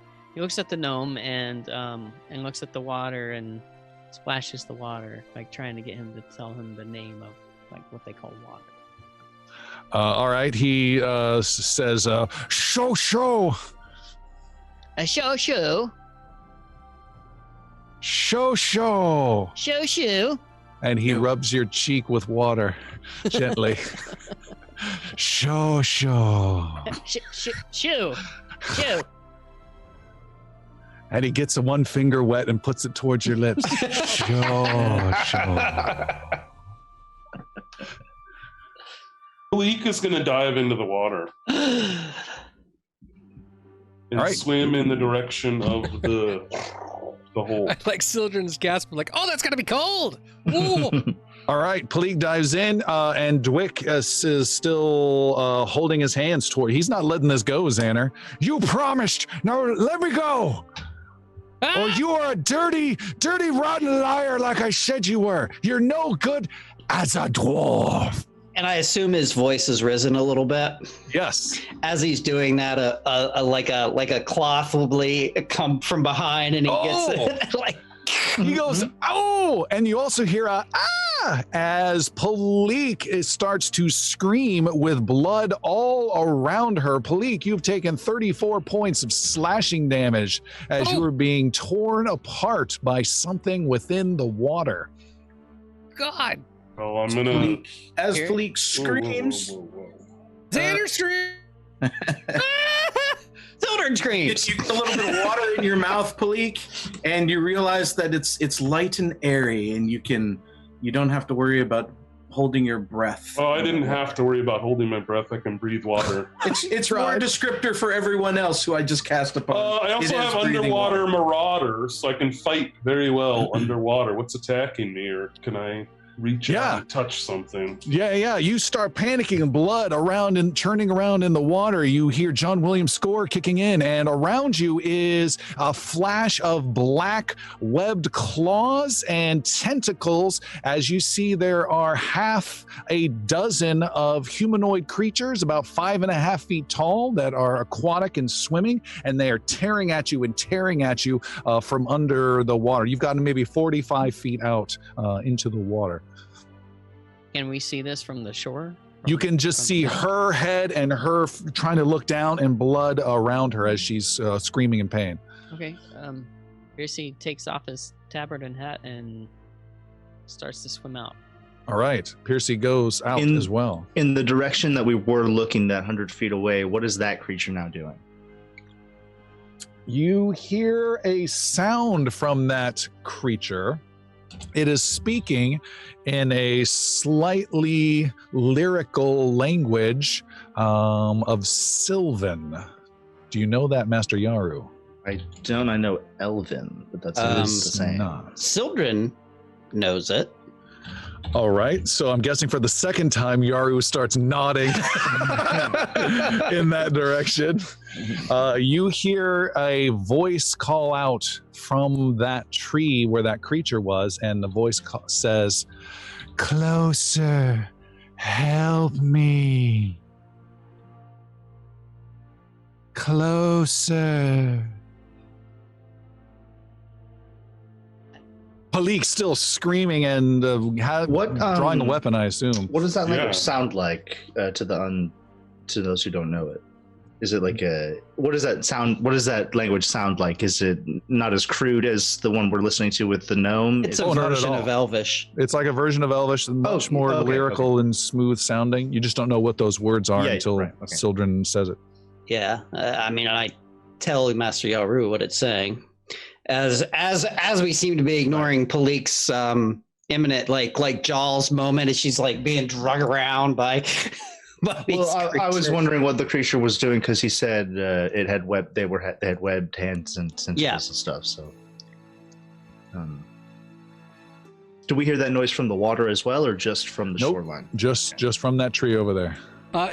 Xander's immediately going to Dwick, like, "What's in the water? How do we stop that?" "Those are bites. She's stupid to go in there." "Get away from the bites!" Palik, make some attack rolls. You can make 3. Pearcy, you can make 1 by the time you get there. 42. Woo! Am I taking the multi-attack penalties on these? No. This is overall attacking. 42, 28, and 34. All right. And Pearcy? Pearcy is a 28. Okay. Palik, you are able to badly wound one of these creatures, and it swims away. It's blackish blood mingling with yours. There are others, though, that are still there to attack, and they attack you and Pearcy now. Your armor classes are Palik 33, Pearcy 34. Wow. That roll. What the heck happened to that roll? There we go. Oops, I see it now. Palik, you are hit once for 17 points of slashing. Pearcy, you are hit once for 19 points of slashing as they claw at you. Anyone else? Well, I'm seeing lots of Palik's blood in the water, so Bali will lash out with a directed heal. Okay, it's 45 feet away. Care to step into the water? No, it's 45 feet away. Yep. All right. Well, it's directed. So Bali gets that little puff of magic as he extends his spells quite a bit further, and it will successfully reach out to that distance. Nice. And cast this upon. That is 56 points of healing. To Palik, and the wounds seal back up. And blood restored, I assume, as well. Yeah, it literally it starts to push back in. Oh, back in? That's awesome. All right, everyone out of the pool. Out of the pool! Dwick, how do we stop the biteys? You don't go near the beach except during the day, and you never go in the water. You're stupid to go in the water. A stupid, stupid lying gnome if you go in the water. That's awful hard because he's gagged. Right. I forgot I was gagged. Is this really necessary? He's really tied up, and he's been helping us the whole time. Children, can't we just let him go? No.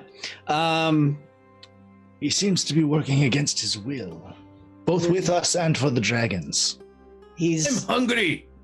perhaps not to be harmed, but he's certainly not to be trusted. So once we've dealt with the Colium guards, he can be released. Until then, he is a threat and a danger. But there's something over there that really needs help. Yeah, that would be Palik. I know, you're saying I'm hungry. Sildren's talking about a plan. Meanwhile, there's Piranha feasting on a third of the party. I'm a cat. What do you want me to do? So I'm not a tiger. I can't swim. Palik will disengage and swim back to the group. Make an athletics roll, please, as you swim past your savior, Pearcy. But Good luck! 21. 21 is slow going as Pearcy does that. I'm really bad at rescuing people from the water thing, and he's grabbing onto you and I do kind of swim. holding you down. I swim at my full speed, if that makes any difference. Okay, it kind of does. We'll give you a little bit of a bonus then. Why do you swim at your full speed? Oh, I knew you were going to ask that. And, Because I just made it He up. just declares it. I think it's my By the way. armor. Oh, you have the Armor. shark skin armor? Oh, it's like eel skin No, armor? okay, the armor, I That's can right. breathe underwater, and I do have... I have something.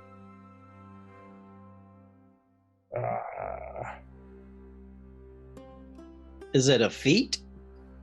No, I remember Yeah. what he's talking about. There was like a piece of his armor that gave him, or maybe a rune that he attached to the armor. Sheen attached. I was just looking at it. I do not remember what it was, though.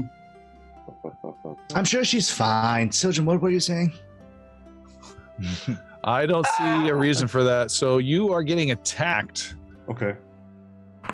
just twice as you're making your way out. Oh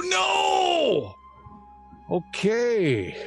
Whoosh. I rolled a 19 and then a natural 20. Oh. All right. That is 16 points of slashing damage and 38 points of slashing damage to Can- Palik. Can From- I cast? Well, hold on. From just two of those creatures as they rake at your legs and your ankles and your feet as you swim away. And at the Pearcy, I skipped you as well. What do you want to do? Can I cast? Pearcy's I've got swimming reaction. Oh, you have a reaction? Yes. Yes, then you can. Hold on, Pearcy. Fantastic. The range is good. There is a snap from Bali on the first attack. And Palik is swimming, and then her corpse kind of drops to the water before the second attack comes in, which I believe was the critical. Yes. And you can keep swimming. Your body is going to keep falling, and you are now invisible. Oh, sweet. Invisible in the water. Yes. So, Palik, you only take that first bit of damage. You don't take the second number. I think it was 38 points of damage. You don't take that at all. And a dead Palik starts floating down and then starts being torn apart by these creatures. They pay. Screw The rest of the party doesn't know this. Particularly poor Pearcy, who's been trying to rescue you. And no one pays any attention really to this splashing form getting closer and closer to the beach. Pearcy, you can make a Arcana or Divine roll, religion roll. which I don't think are your fortes. Wow. 34. 34. You are able to identify this spell and know what Bali has done. Okay. That probably saved Pearcy's life. I'm thinking the same damn thing. So Pearcy swims on after Philippe instead of diving down and trying to rescue her under the water. All right. Swift sneak is why I can move at full speed while swimming, Okay. or flying, or climbing. And I'm sorry, Pearcy, you said you were chasing after the invisible splashing? Yes. Make an athletics roll. They are going after you. Okay, athletics. 25. 25. 2 attacks also come your way. Okay. One misses, you boot it out of the way, and the other one does get his nasty critical hit with a natural 20 into your calf for 40 points of piercing damage with his teeth. Ouchie! But you are able to finally kick free, and the two of you are quickly get onto land and are safe from the creatures. There's blood still in the water. There's still a feeding frenzy going on this illusionary corpse, I think, of Why is he crying? Stop crying. What's wrong? Philippe! She was right there and she's gone! Oh, And you didn't do anything to save her, did you? Oh, that's I cool. stuck with the dwarf. We're the bad guys. Invisible. No, it's okay. It's Invisible Palik will go behind Xander and then like cover his eyes, like. But you're and invisible, that so will you do can see what? right You're there. invisible. I like pop back. blind with green. Guess who, little guy? That's just mean. It was kind of funny. Oh my god, Philippe! Xander will literally like embrace and lean into like falling over. So happy! You've seen Bali do that a few times. Yeah, It's all no, right. I never really paid attention to anything he does. You scared me so much. It's all And good. Bali stabs Pearcy. Xander, Pearcy. why not? Everyone else is getting Pearcy. Xander. Yeah, Bali stabs Pearcy and heals him Ouch! With some risky surgery. with some risky surgery. So you're going to heal 56 points of damage All right. after I You stabbed rolled you. a 6, and you had to do math to figure out 56 as the end result, which means it was a 50 plus. So that's I do the damage Okay. first, All right. No, that's and fine. it's He's a All right. dwarf, okay? All right, yes. All right, you do some healing there. Let's go ahead and take our break here for now. We'll be back in about 10 minutes, and we'll see you then. Peep and I, it's Xander! Have you ever seen me totally blast a monster with my most powerful spell? Yeah, me neither, but I could! So don't forget to watch us live every Tuesday at 7 p.m. West Coast at twitch.tv/Inglorious Bards. I cast Acid Arrow! Aw, dang it! Sorry, Iggy. We are back, and Tim, aka Pearcy, had to step away for the rest of the adventure.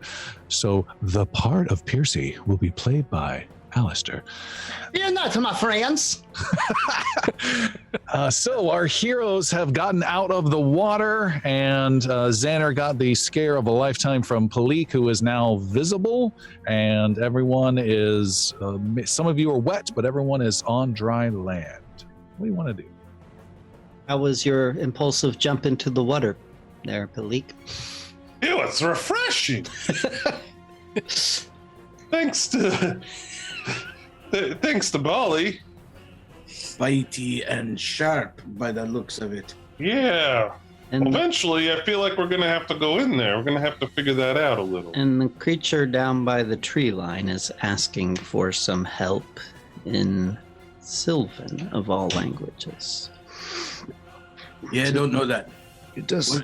Which creature? It does not look to match that language.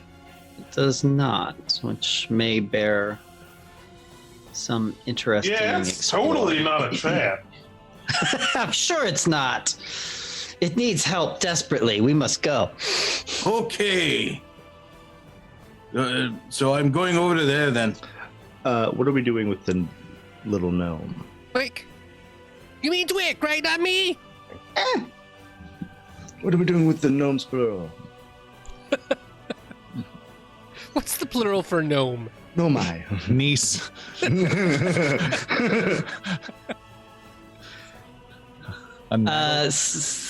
Still, Sildren has him A tied murder up of around the gnomes. wrist. yeah. Yeah, still tied up. Sildren starts walking towards the obvious trap of the creature, saying, how did you phrase it, Tom? Closer, help me. Yes. All right. A Mon Calamari cruiser comes racing by. It's a trap. It goes right on by. All right. Bali was leading the way first. Bali, you are traipsing. I don't know why I use that word for you. Stomping across the beach. Sachet. La la la la la. Stomping across the beach towards this tree with this creature. The hand disappears. It's a slightly whitish tree, and you can maybe see a bit of a black tentacle come out from behind the tree and then disappear behind the tree. Sildren's walking behind you. The two of you are walking right up. That tentacle looked familiar. Bali's just looking past every single tree. Is it this one? No. What do you Is it need? this one? Sildren and Sylvan. I'm say, what do you need? What are you? All right. Bali, make a perception roll, and the voice from behind the tree says, closer. 30 even.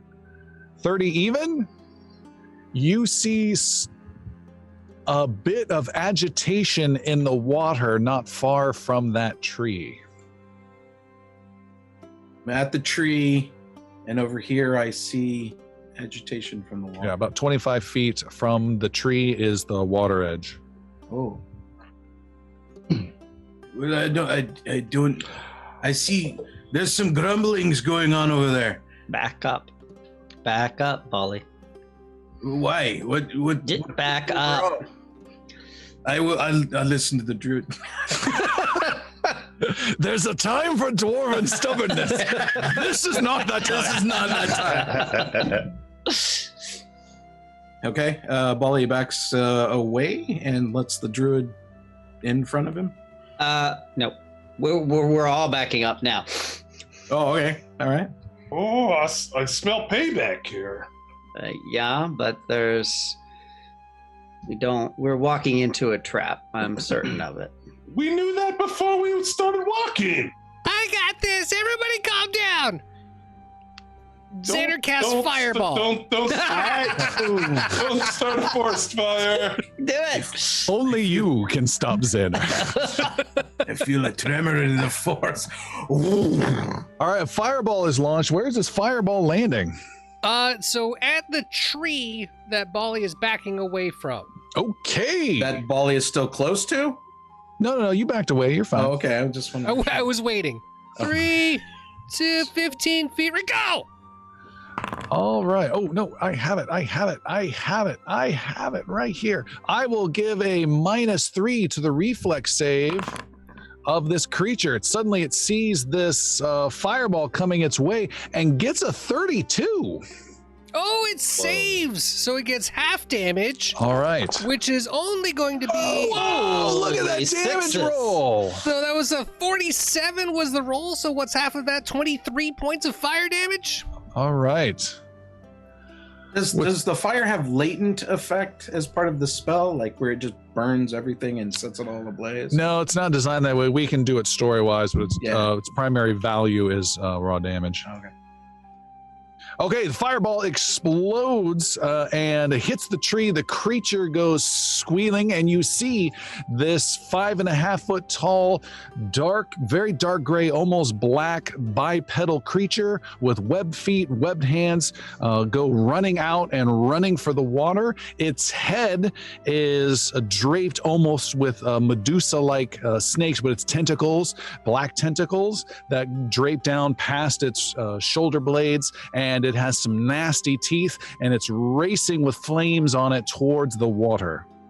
Bleak's gonna try to intercept it. And call that a failed diplomacy roll. Intercept it with her rapier, that is. All right, you race over there. You get one attack only in the time it takes to get there before it leaps into the water. Also, how far is it away from Master Yaru? 31. Hold on, Master Yaru. 31 is a hit. Okay, never mind. All right, never mind for Master Yaru. Thank you. 22 points of damage. 22, you stab it, and then a second creature underneath the water that you're right next to comes out and attacks you twice, Palik. 5 of that was electric damage. I don't know if that matters or not. Checking, no. Okay. A nasty mouth comes clamping at you with a 36 to hit. That does hit. And then a barbed tentacle from behind its head is a 25 to hit. That does not. All right, you have been hit by this creature for 22 points of piercing damage. Who else would like to do something other than Xander? This is daytime, right? Yes, this is maybe 1 o'clock in the afternoon. Okay. And according to that, the gnome, the Colium guards only come out in the morning, right? They only come out at night, mostly. They mostly come out in the morning. Mostly. No, he said he meets them in the morning. Okay.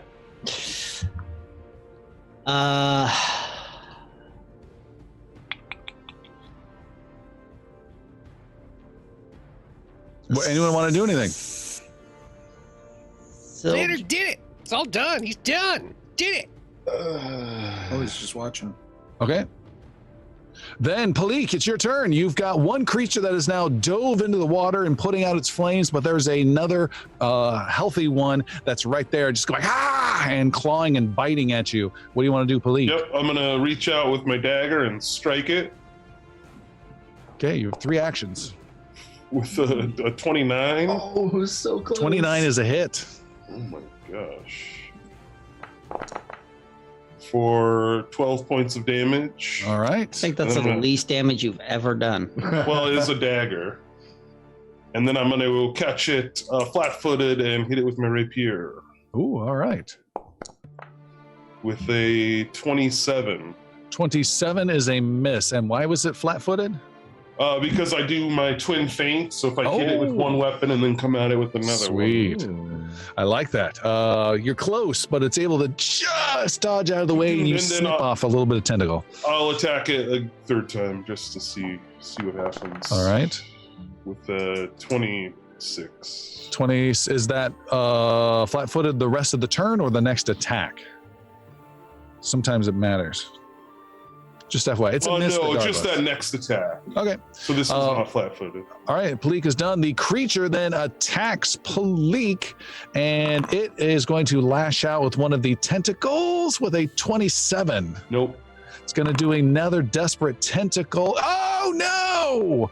And gets a natural 1.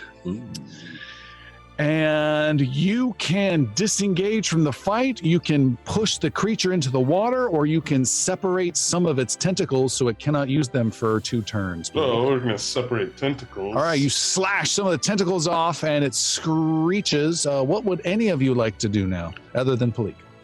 Xander was going to cast an elemental toss and just do a straight direct line blast right at it. Okay. Kind of a precision shot.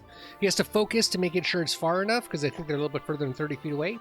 You can take one action and then cover that distance. Cool. That's what we'll do. Okay. So we close that out and then cast. I think this is an attack roll. I think so. One of your few that do. Every time I cast, getting anything popping up here. So I'll use the focus point. So I'm just going to roll the 20. Is this not rolling? Oh, there it is. Ha! Attack button. Yeah. You! Nice. 40! Critically hits with the level 7 elemental toss. What's the Jeez. damage on that? That's going to be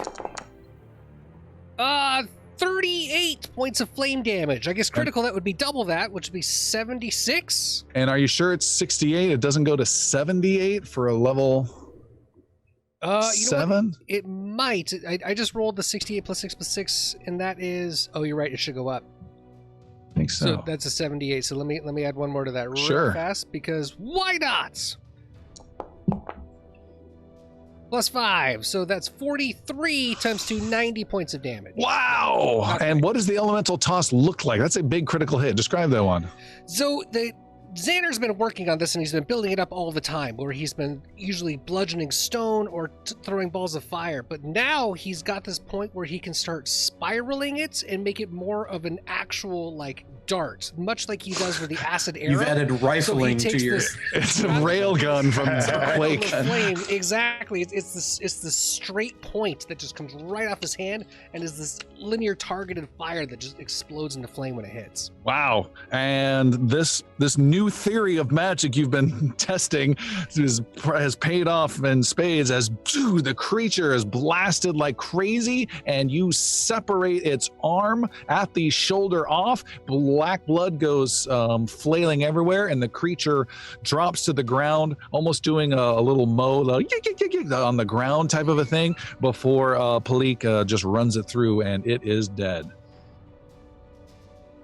Yeah!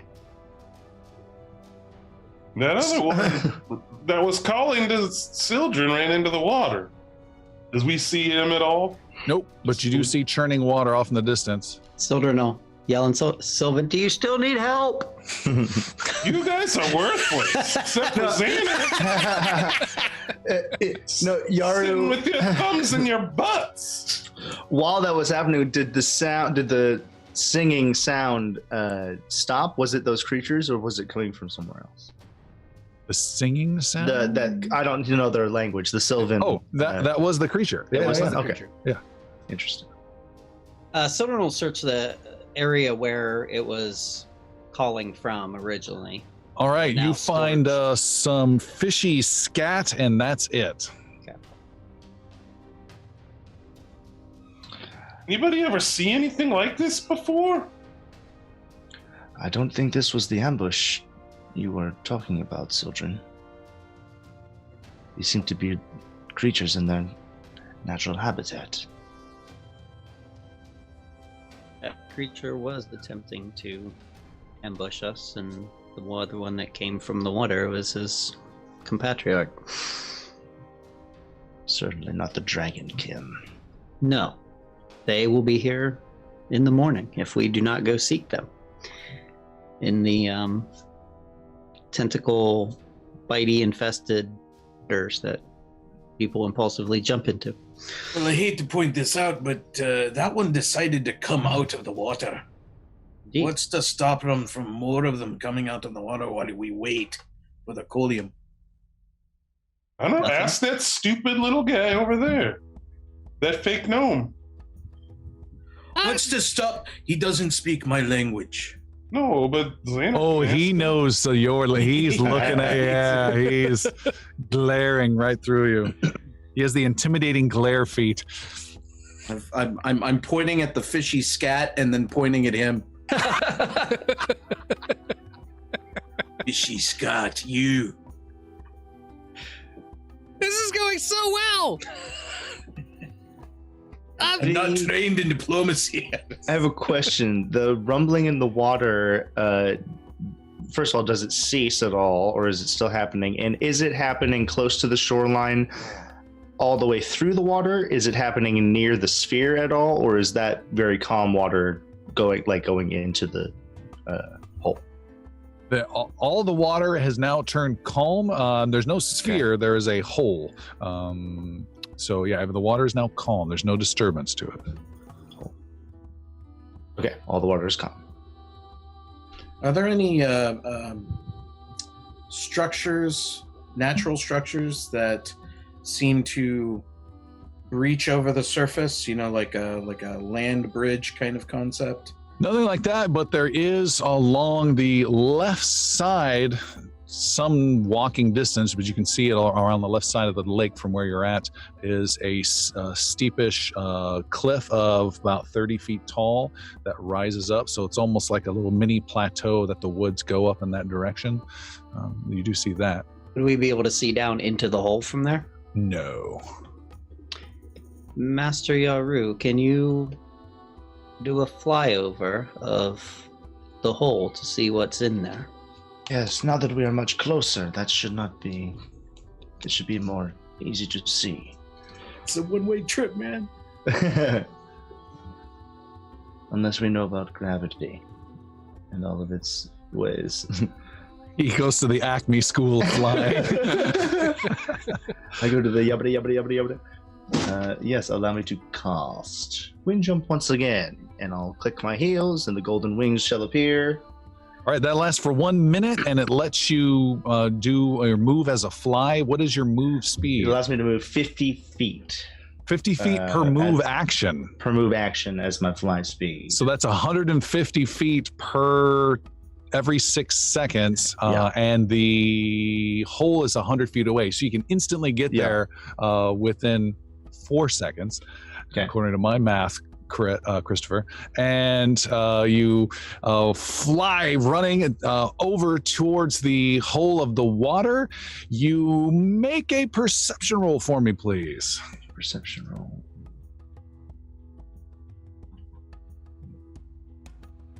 Just close that.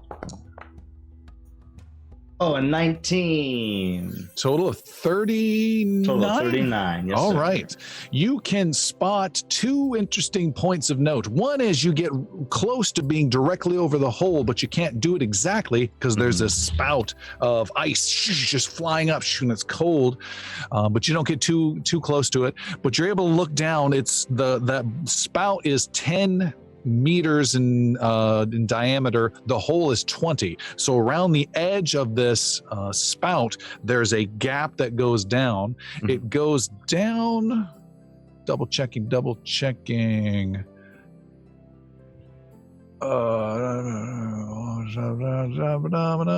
It goes down 30 feet. And you can see water at the bottom. There's some watery floor at the bottom, but that's all you can see. You don't see any entrance down there, any cave or anything. Just this perfect, and I mean perfect, mathematically perfect anti-water cylinder, if you will, going straight down, ending at a floor of water. Oh, and with that roll, you also see black movement in mass, almost like flocks of birds or fish, schools of fish, just underneath the water surface, moving around under the water. As I move, like under me, or like kind of just around in a Just around. random pattern. Okay. I get there very quickly and I see all that stuff. Yes, that is round 1 of 10. Oh, okay, great. I look back at them,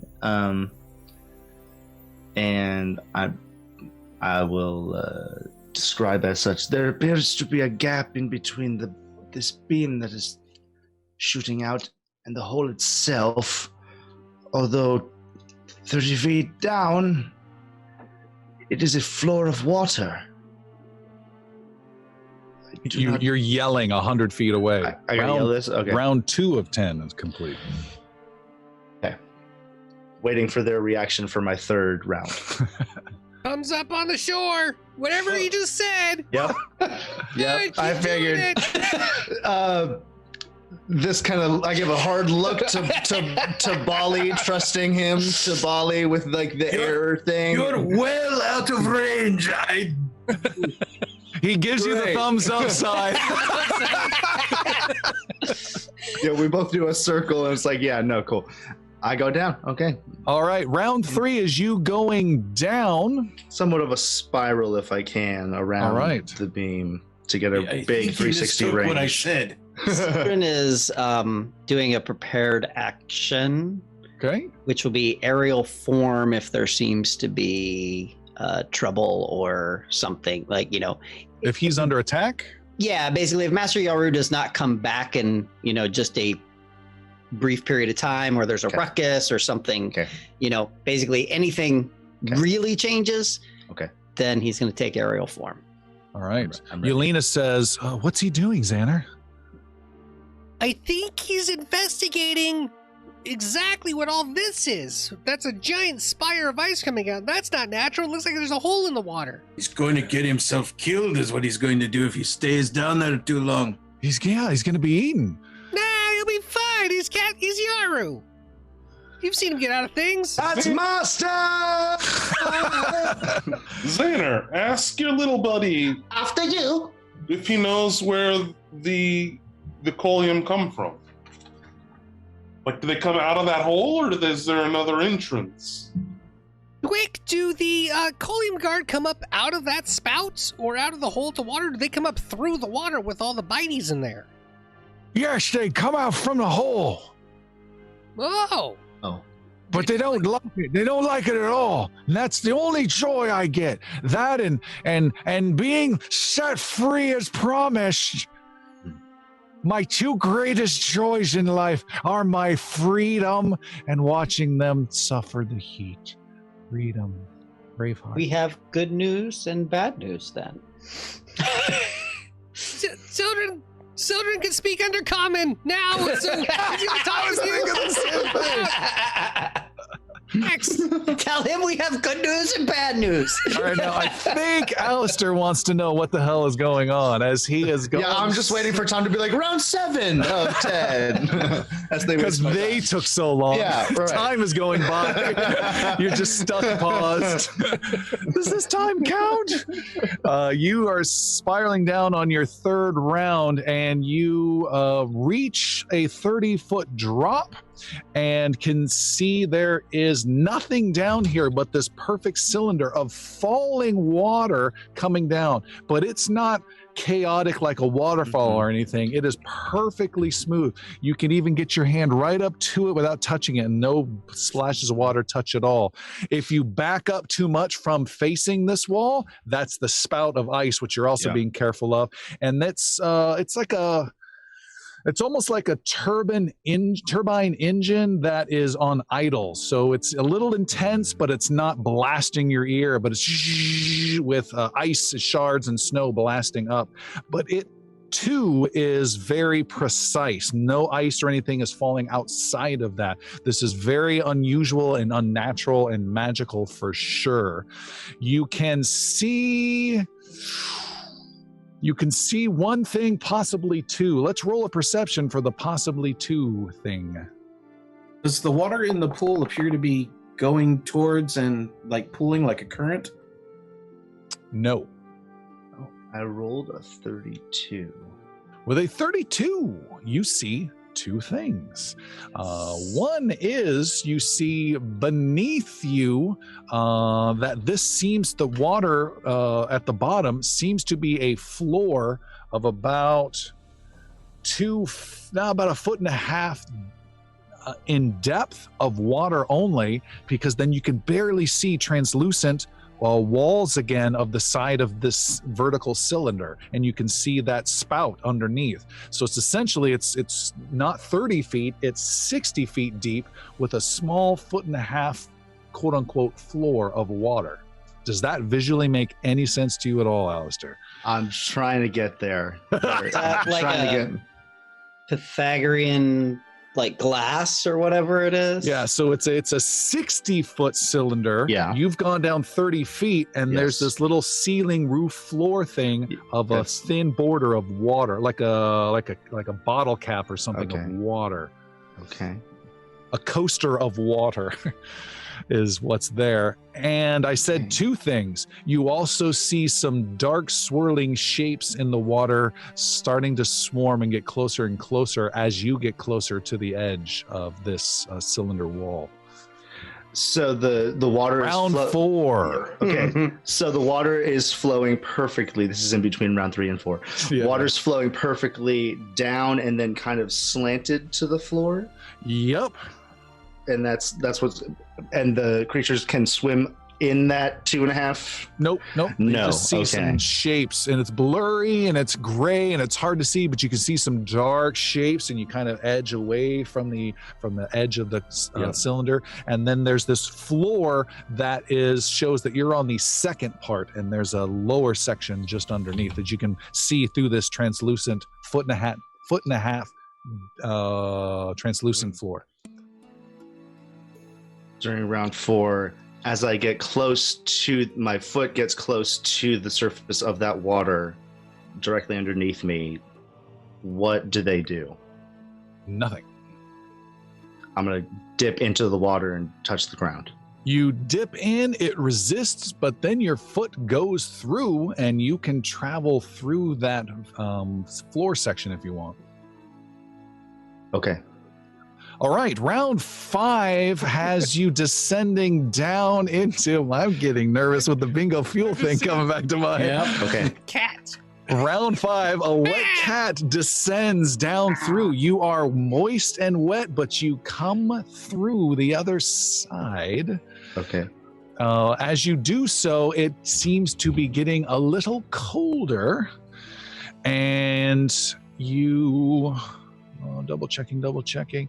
Yeah, it gets a little colder. The same cylinder of water all falling down. You see fewer dark shapes at this level, just a few, but Can I not see as above many. me? You can see up. It's translucent, and you can see a blurry upper section above. Yes, I can. Okay. And one other thing I was going to tell you: perception roll for 2 things. You will see one. You might see a second. This is a 35 target number, though. The 10 is my flight time, correct? Yes. Okay. You're at 5 of 10 right Okay. now. And you said another perception roll? Perception 35. Okay. 29. Do I use it? Do I do it? Bingo. This is it. This is the bingo, people. This is for 2 things or just 1? For 2 things. What was the number that I rolled? The Your 9. mind's writing checks your body can't cash. Okay. I'm gonna use a hero point for the perception roll. All right. Oh, for a 9 again! Oh, 29. That's okay. It's okay. All It's right. okay. It's not worse. It's not worse. You think you hear something, but then no, I didn't hear anything at all. But then you look and can see here on this bottom floor, it is not a bottom floor. There is a translucent floor about 1.5 feet thick, and there is another section below. And down there, you can see there are a couple of boulders sticking out of the sides of the water, Okay. of the cylinder. To inward. Poking out from the sides of the cylinder are 2 boulders. Oh, okay. Can I see any one or thing down there? That's all you see. That's all I see. 2 boulders. Time? You're at, this is wrapping up 5. You'll be going Wrapping into up 6 5. of 10. It's another translucent barrier. Yes. How far down am I total from the surface of what my friends can see? Surface of the water. You are 60 feet under the water. And there is a little bit of a delay of getting through each floor, but it's not much. Okay. And keep Is in it mind, you go difficult terrain? 50 feet an action. Yes. That's 150 feet per turn. Yes, it is. Okay. Proceed downward. All right. With little thought, Yaru descends again. Not little. Not Fast. little? Fast, but Yeah. not little. All right. You descend down into the third section where you see there is a boulder that two boulders that are sticking out of the water. The water's flowing around, and in between those two boulders is a corridor, a perfectly square corridor in the lake of cut space. It is made up of an ice floor, and this is a standard 10 by 10 by 10 dungeon corridor type thing. And it is an ice floor, an ice ceiling, and then slow moving water down the sides, just like the cylinder is slow moving. And the corridor just goes and goes and goes off. Can I see how far it ends? Let me check. No, it goes at least 100 or 200 feet into the lake. And okay. I'm going to give you a different two things as well. Another perception? Another perception, please. Okay. This is all part of round 6. Round 6. Oh, there's a 28 total, and I have no hero points left. All right. Well, the 28, you think you hear now, but you see, what you see is that there is a floor here as well that is translucent, and there is a lower section. Okay, and this is wrapping up 6? This is wrapping up 6. You're on floor 3, sub-level 3. Okay, I have no more time left. I'm gonna use 30 seconds to minimum safe distance. Yeah, I'm gonna abort mission and return to the surface. All right. With a prepared action if regular movement doesn't work, if that makes sense. If regular, okay. You go up quickly as you can, and you go flying up. You slow through the floor, and you go flying up and slow through the floor. You go flying up. It is round 7 where you're at the top of the hole, and you want to do 8 to get back to the beach? Yes. All right, and 8 back to the beach. You guys see a wet cat flying over with water trailing behind him, and Yaru lands upon the ground, and you are all very curious what he discovered. We have another dungeon before we can get to any more dragons, I'm afraid. There are many chambers down there. At the third level, I saw a chamber hundreds of feet long, and there were more chambers further down. All translucent barriers, difficult to get through, but easy enough. Easy enough if you're flying. Correct. You said a lot of monk things that don't make sense. Dungeon down there, 3rd level. What? As you go down the tunnel, and it is a tunnel, Xana. When you see the beam, it goes down hundreds of feet. Within that, there are barriers in the water. The water is smooth as glass. And you can go through the water, and then if we are able to fly, like yourself and me, maybe not you with the fire, I don't know how it would ruin the water. But you go down, you can see an empty chamber, and then a second layer, you go through that, another layer, this one more open, and a corridor leading downward, kind of like in the movie The Incredibles, except without... The Incredibles! You should have just said that! Instead of being lava, it's water. Got it! It's a very long, endless corridor to my eye, and there are still chambers further down. Surely it takes either some kind of magic or, of course, to be a dragon makes this journey easier. A fortress they have built for themselves to keep whatever it is safe down there. And that Not is safe. what we're here for. I'm afraid so. Okay. So, other than the fact that it's a straight drop, we just need to get out to the hole to get down. Correct. Well, I can do that. And you do that for everyone? After you can't. Yeah, well, no, I can build a stone bridge out to that. Oh. Oh. We're Oh, bound to have company. The little biting things in the water are sure to take notice of a bridge. But if Yeah, we can fight those. They're not that strong. Be the first SeaWorld. Just build barriers all over the place. This is your home now. And then They love it here. They love performing for you. Then we can mistreat them. Attacking the people! They're playing with them. They're playing with them. Closer. Welcome to SeaWorld. Palik has built a bond with this particular creature. if you guys want, I mean, I can make that happen. I don't know about getting down. Like hundreds of feet sounds like a lot. Yeah, but how many of those walls can you build? Well, I can go out about 120 feet, building a bridge like that. we can If get we- to the cylinder, and then we just need to get down. Stairs. Sounds like it goes down pretty far. We can't just jump off. I mean, we could, but probably won't work out very well. Oh, we could fall.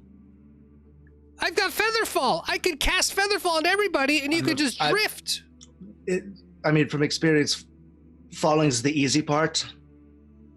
It's the landing where I didn't really see much of a good landing. You know, I'm just saying.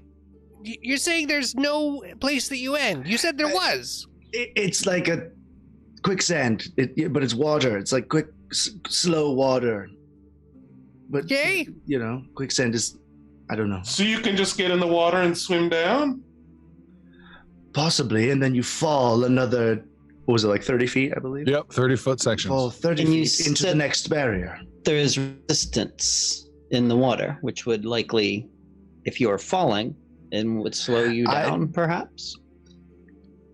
Was it strong enough? I was purposely going through it, but was it strong enough to hold me there and float me as I was going down, as part of my one of two good perception rolls? That was a 38 you needed to Make a roll. nature roll for me, Yaru. Okay. Nature coming at you. Ooh, this is not great. Plus 16.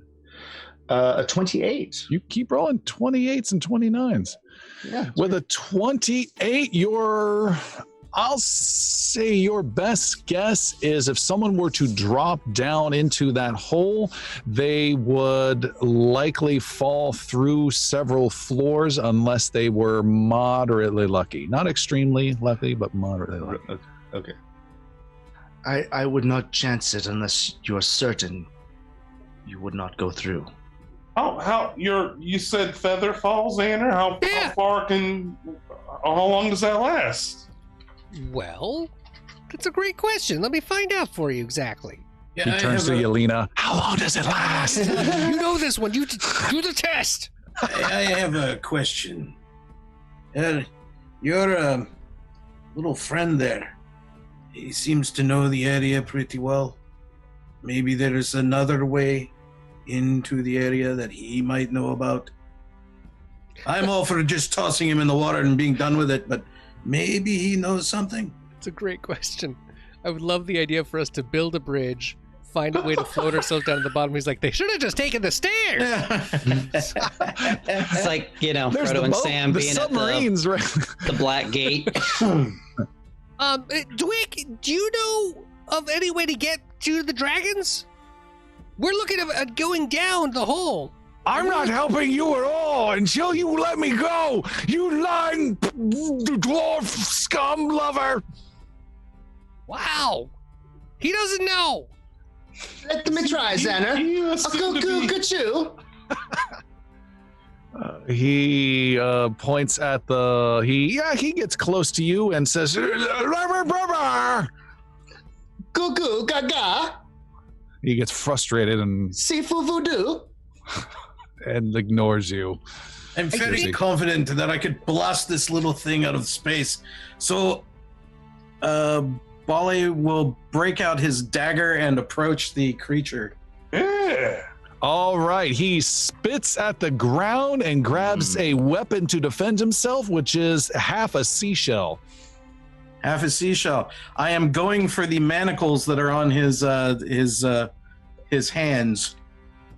The rope. Okay. The rope. All right. Hold still, you little. All right. You end up taking 2 points of bludgeoning damage, but are able to bludgeoning and seashell damage. Seashell bludgeoning damage. I don't know if you have a vulnerability to seashells or not. Check your sheet. But you are able to finally cut him free in this battle of wills where you're trying to help and he doesn't want you to. And finally, he's free. He drops to the ground, free and surprised, looks at you, spits on your trousers, and gets up and doesn't run off immediately. Sildren ties him back up. Kidding. All right. Bali just makes a scene of throwing the manacles in the water. The and water. Then, The rope. the rope rather, and just marches away from him and kicks some scat at him, but doesn't do anything else. He All right. makes some distance. There, maybe he'll be more friendly now, because I know I could put him down from here. Tell the dwarf I hate his guts, and I know I can put him down from here. He says thank you. He says you're welcome, and he really would want you to help us rather than be a prisoner to us anymore, because we don't want to do that. We're not here to make prisoners, Sildren. We're here to make friends, and we want to see if you could help us get down to the dragons so that you don't have to be stuck with them anymore either. Why do you want to make friends with the dragons? No, we're trying to be friends with you and get rid of the dragons so that we can help you get home. You can give me back to the Great Hall? Yes, we can probably get you back to the Great Hall. Make a deception roll, Xander. Ooh, wow. Does Bali pick up on the twice word Great Hall? It is A entirely Grey Hall? Grey. He does. Grey Grey Hall Hall. is a dwarven word, yes. Hey, what's that? 34. What's that he just said there about the Grey Hall? Where is this one from, anyway? He says he's from the Great Hall. That's his home. I'd call him a liar, but he knows the name. I'll be 34 keeping was it. the deception roll. Maybe you speak to him in Dwarven and see if he responds. Don't do that. Yeah, Bali, try that. All right, what are you going to say? Bali in his own tongue. What do you know of the Grey Hall? He make a reflex saving throw, Bolly. I'm armed with fish scat, so you better watch the hell out. I'll prepare Reflex. mine.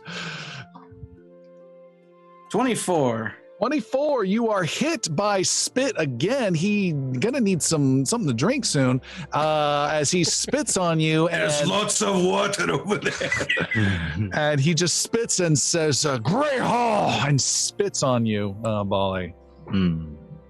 But then turns to you, Xander, and says, I'll help you if that means I get to go and you take me back to my home.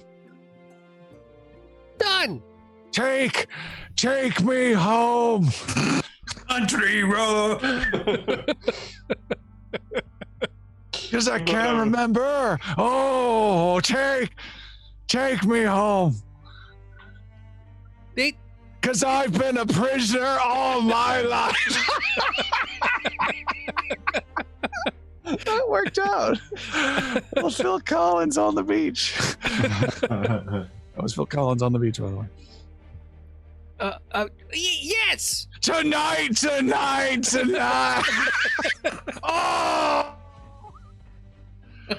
It's not getting late at all. He's very grateful. He's very grateful to be let go. Is Blake here? She's got the invisible touch. Oh! We are losing Tom fast. Yeah. That's what it sounds I like. got a little punchy there. What's the genesis of your idea to get me out? We'll keep you safe with us, and you can stay at your camp. You don't have to worry about meeting anyone in the morning because we'll take care of them right now.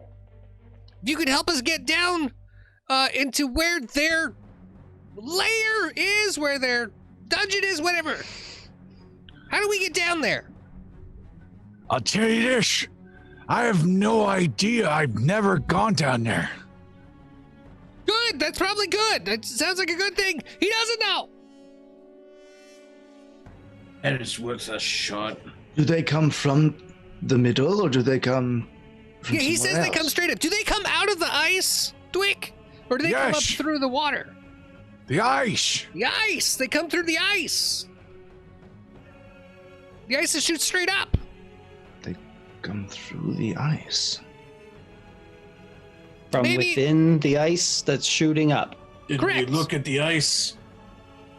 I mean, I saw it's pretty, it's nice, it's magical, but I'm no Xana when it comes to discovering the source of magic, and the source of its propulsion was too far down. So, there was a question earlier about the featherfall, and I'll let you know that it'll slow you down to 60 feet per round, and it lasts for a minute. full minute. So, if we're measuring in feet, that's 160 feet. No, it's not. It's 3,600 feet. No, it's not. 60 feet per round. Oh my God, Christopher's math is. It's infectious. I was right, by the way. I'm not saying you're wrong. Just questioning the CPU power you used. If it's not longer than 600 feet down, everyone can land safely. I don't know how it works coming back up. The ice might be really cold, but we could at least resist it a little bit. If that's how we get back up. If we broke the ice process, it might even just collapse all the water on top of us, and then there'd be no way back up. Huh? Well, I suppose we could find out for sure if we laid in wait for the Colium to show up for their meat. That would be our And what, other take option. one of them hostage? Well, we could, but then there's no way that we'd know how they got back. We'd have to watch them take whatever path they go, whether it's through the middle or some other passage. Personally, if I could fly, I'd just fly it everywhere, but Well, I could do that. I could, like, stay here and stay hidden and watch them come up. yeah, if they come up that way, yeah, true. I mean, they'll never see me.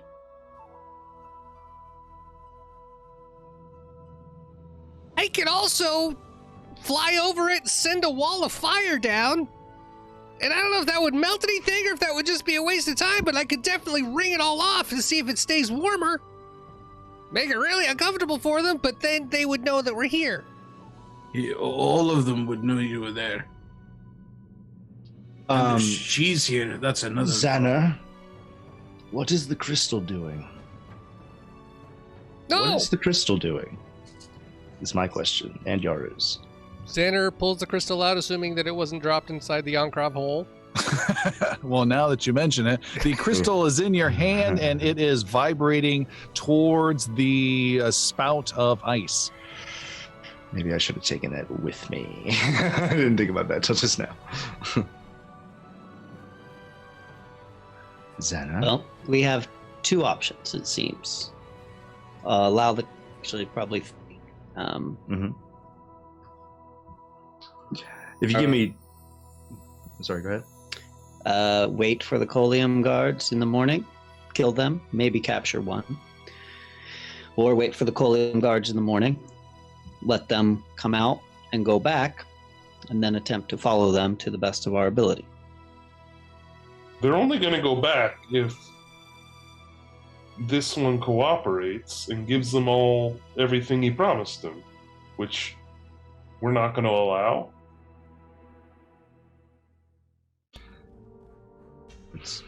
You mean Dwick? Yeah, It's just 2 deer carcasses.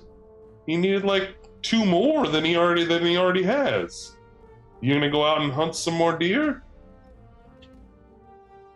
No. You didn't seem too keen on that.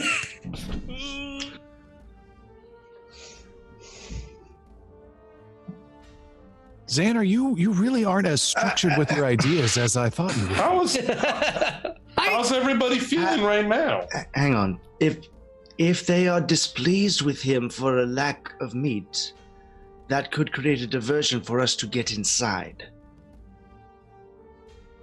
At the cost of him. And Well, I believe he would turn bad. over on us at the first opportunity as well. I We wonder can't. why that is. Mister, I tie him up and gag him every time he tries to help us.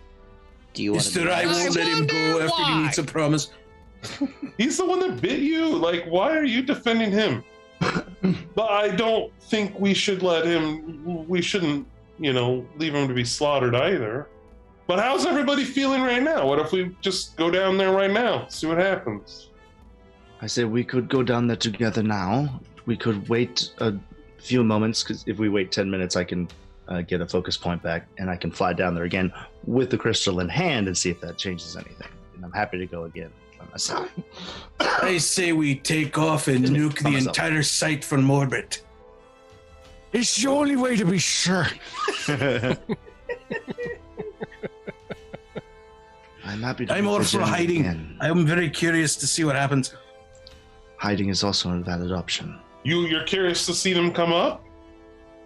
I want to see where they go too. They take the meat with them straight in the hole, and we know where they go. But They they're go not gonna themselves. they don't. Freaking Dwick doesn't have all the meat that they want, so But I imagine they're not going to they're not going to stick around. They take what they've got and go. Unless they go and look for Dwick to try and punish him, but then I can take 4 of us down. I can fly down myself, and Yara will fly down. That's pretty much all of us, right? yeah, I I can't fly.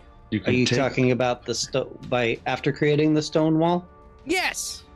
And I believe Pearcy's boots would allow him to land successfully. Is that not so, Pearcy? Of course. That was real. Oh, jeez. You should have hired somebody else. My audition was bad. Way better. You've got to jump. Just put your best effort on it. So are we going? how do you feel? How do you like? You keep asking that. Because you guys rely on like your spells and your magic shit. I just want to make sure you're not all exhausted and Oh no, I'm pretty healthy. you go down there with nothing but your dicks in your hand.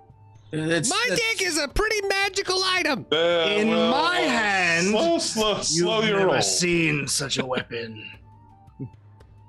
I feel fine. If this wouldn't take very much of my magic to be able to get us all down, we could make it safely, and getting back up might be a new trick. But I'm willing to try it. And I have a good repertoire of spells still. And it seems like Bali has not taxed himself overly much.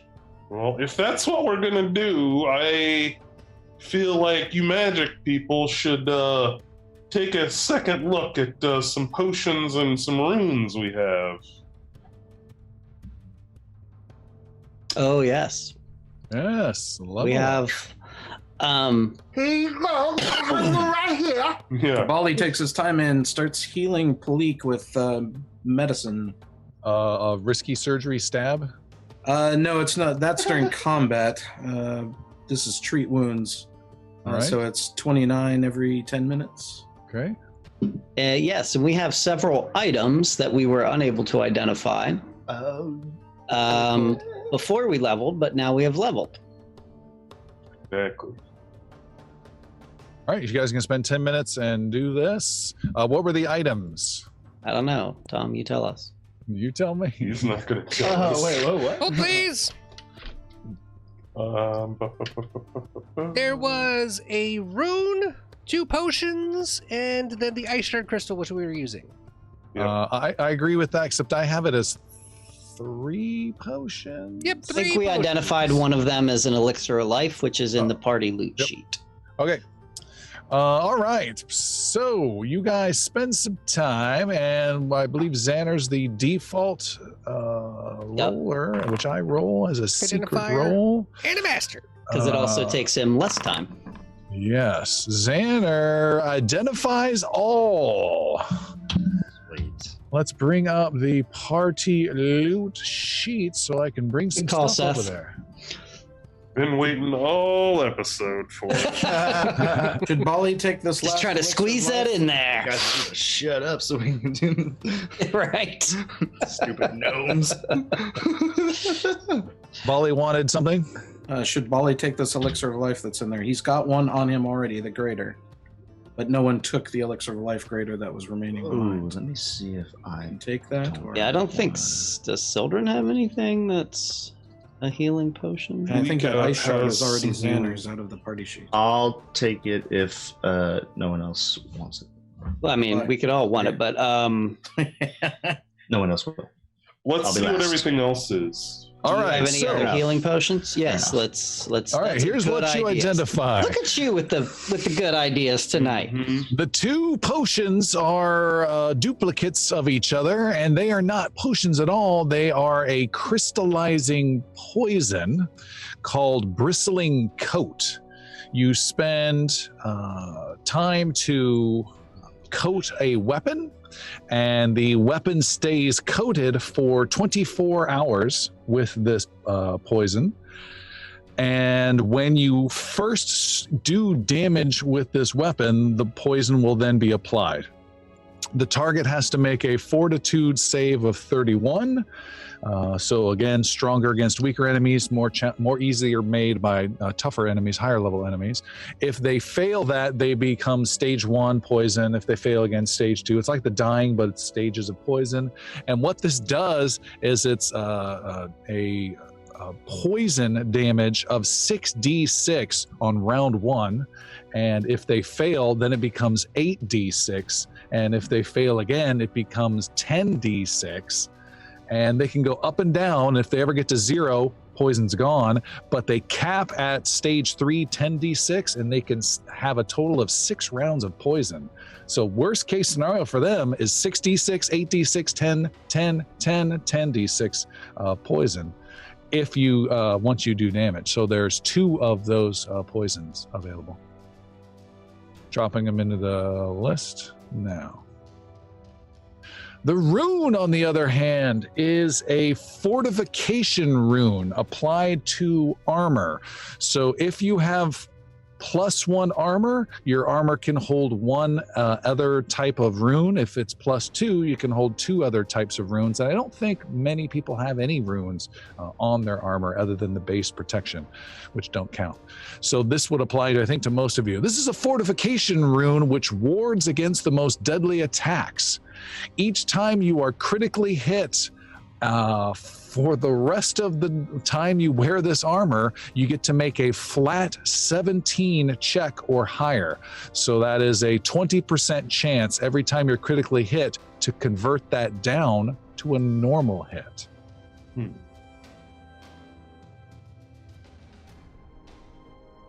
And that is dropped into the group. Should definitely be one of our melee people. Or Xander, who's been getting the shit kicked out of him. True. He's taken a lot of criticals. Those are the ones that drop in He's list. easier to hit. True. Also true. I'm my dodge out of the way. I try that. I just get two I'm left, no I'm- feet. I'm definitely taking one of the poisons. Are you applying that now or saving it? I'm gonna think about that. All right. I would love the fortification rune if everyone's okay with it. Yeah. If anyone's not okay with it, I'll be okay. I want to say roll for it, Okay, that's 2 people rolling for it. Anyone else? Nope. just to be fair, because I really do want it. All right. Just to be fair to me. Roll a flat 20, the 2 of you. Look unfair. You know, point for Xander. Do I have to roll? You do Yeah, as a you roll. might. Because you might roll a yeah, one. that's true. They had to roll Oh, you one. almost rolled a one. It is Master Yaru's, and I will take care of it. There's your robe. Xander, you do need to take that ice shard though. That's in the. I'm very sheet. sorry, Xander. And I've added it to your armor, Yaru. We don't need that item itself. I'll delete that from the party loot. Ice shard, thank you. So that means on critical hits, I just need to call that out. Yeah, every single time now you're critically hit, you get to make a roll, and if it's a flat 17 or higher, it downgrades to a normal. So crazy. that may never trigger the rest of the campaign, or it can trigger a whole bunch. You never know. Every time I'm critically hit, you can feel bad about it. I have a plan to stay closer to you when I fight now. He has a plan to not care when you get hit. You should give this other poison to Pearcy. Yep. And then What's it in his mouth? Bali could take this healing potion. If you will add that to his character sheet, or just I guess leave it in. Let's wait for Tim. Just remind us next time so Tim knows what he's getting. I'll note that. And Bali's getting the healing potion? That he expressed. Yes, because I have one that's a moderate. I did not see before. So yes. Sildren doesn't have any. I mean, he has a healing staff. It's fine. Okay. You wanna? I have a potion you can have. I mean, how many do you have? 2. Yeah, I would take one of those then. Okay. Just grab the one out of the party. So it's an elixir of life moderate. Okay, yeah. So Can I put that in the? Yeah, it's in the party sheet. So which one do you want, Bali? The greater or the moderate? I'll take the moderate. All right, I'll take the greater. Since I've relieved myself of healing duties, I need extra stuff. All right, what do you guys want to do? We going down? Yeah. I think we should. I think we can totally make it happen. Okay. Okay. So Xander is going to start by casting a wall of stone, which means that he gets to, on the shore, raise up actual stone up out of the ground. And then from that, it'll just keep extending out. And he can keep building out on top of it, out over the water. It doesn't have to be directly on top of it. It can build and connect out to itself. And I can build it all the way out to the edge of the hole in the lake. Yeah, I mentioned the beach was rocky, so all these smooth, roundish, almost bleached stones come flying out and forming almost like a narrow cobblestone path over the water, dripping a little bit of water themselves. That is an amazing visual and solution. Gain a hero point, Xander, as this bridge forms out. This does not last 1 minute. This does not last 10 minutes. How long does this last, Jeremy? This is permanent. Permanently created a bridge over the endless pond. Not gonna be suspicious at all. Just Minecrafted his way across. Yeah, he totally did. Yeah, and leaning over the edge, trying to get the and right for everybody living in that pond, just a weird barrier now. Yep. Through a bunch of people's houses on the bottom. Great, and that all forms.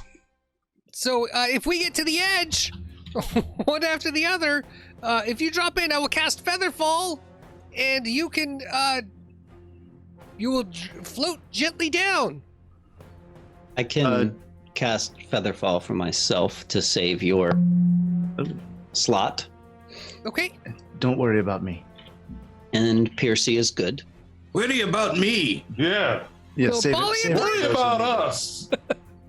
Angelina. And Yelena. For the record, Pearcy and I can fall pretty much literally any distance. Me for this purposes of this any distance because I have catfall and land on my feet and I'm a cat. Oh, I think I might have catfall too. Actually, I have to look. And at if that. you're a master, I believe it goes to 50 feet. If that helps anybody, these are drops of 30 feet, I believe. So amazing how everyone thought of this idea after I came up with the idea. Now everyone's fine. Everyone can just fall and drop right out. Xander, your idea is perfect. It's gonna help. You're getting us there, man. It's gonna help most of us. I might roll in that one. That's okay. You've done it before. You'll do it again. Who wants to go first? I'll go first. All right, Yeah, Xander goes actually- over and pats Palik on the back and says, "You're good to go." Bali comes up. What's that? And Bali jumps without getting touched yet. And Shunka as well will need feather falling. And Yelena. Yeah. And what Bali about just- Dwick? Are we Yeah, does tying him Dwick to a wanna come? tree? What are we doing? Dwick is not coming with you on the bridge. Yeah, no, fuck that guy. Let him Just go. let him go? He's Okay. untied. Let him get his deer. Quick! Oh, he's 100% going to go kill more deer, Sildren. We're gonna go down. Are you trying to get me to kill him? Totally. Goading him. You're free, Dwick. On one condition. Okay. Xander, What? tell him no more killing deer in the forest. You don't have to kill deer anymore No. in the forest. He is required not to kill deer in the forest. How do you speak Undercommon? This is blowing my mind. What do you say in Undercommon, Xander? He just said that you don't have to kill deer anymore. I'm saying we're still going to try to get you to the Great Hall when we get back. Right. I'll believe it when I believe it. But I believe the rat over any of you. And he runs off, comes back, and spits one more time at Bali's feet, then runs off, grabs the deer that was dropped on the stone near the beach, and then runs off into the woods with the deer over his shoulder. All right. Okay. Sildren I think- will. Well, actually, the person with the shard should probably go first. So either You guys, by the way, walk out over this bridge in a line, and as you do so, Yelena just looks down and sees a little black school of swarmingness underneath the bridge, kind of generally following the direction of the group. isn't this fun, Helena? This is not killer fun at all. Yaru is very close with Xander and Yelena. Okay. You guys are right at the edge of At all the times. bridge, and the bridge goes past the hole, so you guys can kind of be on the side of it because it goes 120 feet. And what's going to happen first? Xander, do you want to give Master Yaru the shard and let him go first? Yeah, that'll work. Thank you. Okay, yeah, I will jump down to the first level of the All water right. and see what happens. All right, you're jumping down without doing your wind. without casting wind jump for now. All Let's right. see what happens that You are going to fall and pierce right through that floor unless you want to go wide a bit with your stance. Yeah, and try to stop. I'm gonna go in and kind of try to dive in a little bit, right. somewhat Make- professionally for a cat. Make a reflex save of 35. That is a 33. I do not make it, but I will have a wind jump ready. I Okay. need it. You go, where's it at? Where's it at? Where's Go it right at? through. You go right through, you hit that initial resistance, take 10 bludgeoning, and go right on through to the second floor and need to make another reflex save. Okay. Another. Ooh, even worse. It's 28. And He's with going a really fast. The cat fall isn't helping him. you take another 10 points of bludgeoning. Okay. I Do have didn't wind- hear anything about Featherfall on him. He was going all by himself. Catfall, yeah. Catfall. What was Catfall? Catfall helps me resist damage from landing at Let's 50. And I have land on your feet. I am a cat. All right, these things matter. What Let exactly me go to do my- they?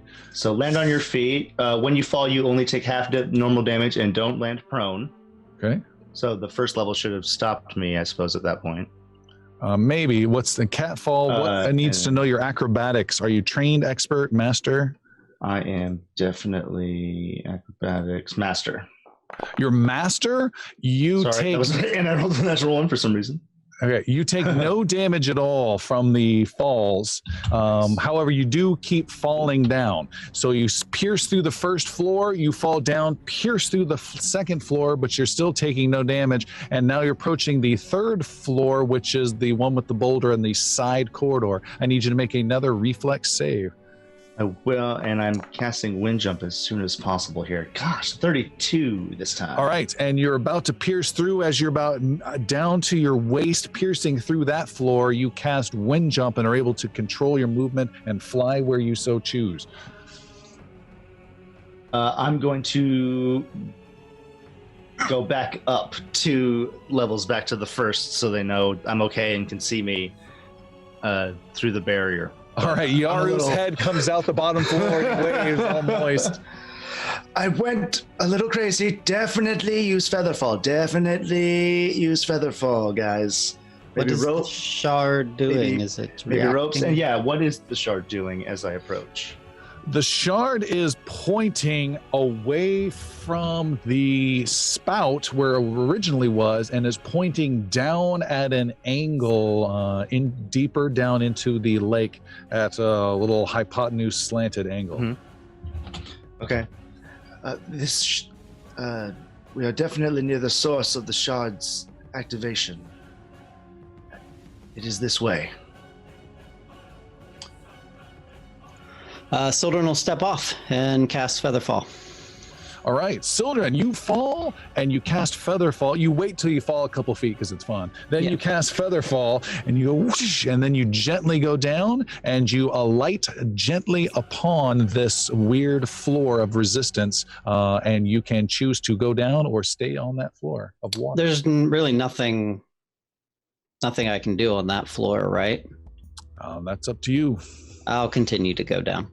All right, you are able to wiggle and push your foot through, and then you sink down into this second floor where it starts to get a little colder. And I would like you to make a perception roll, please.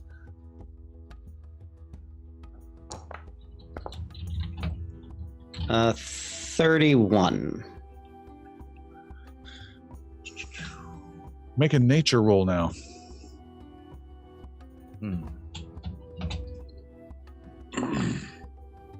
40. Ooh. You're Sildren, putting it in my forte. Sildren, you hear a sound, an environmental sound, like a low rumbling of like a mountain, like underwater rock slide type of a sound. But as you listen closely to it, you identify it as the deep rumbling of a large creature deep below this water.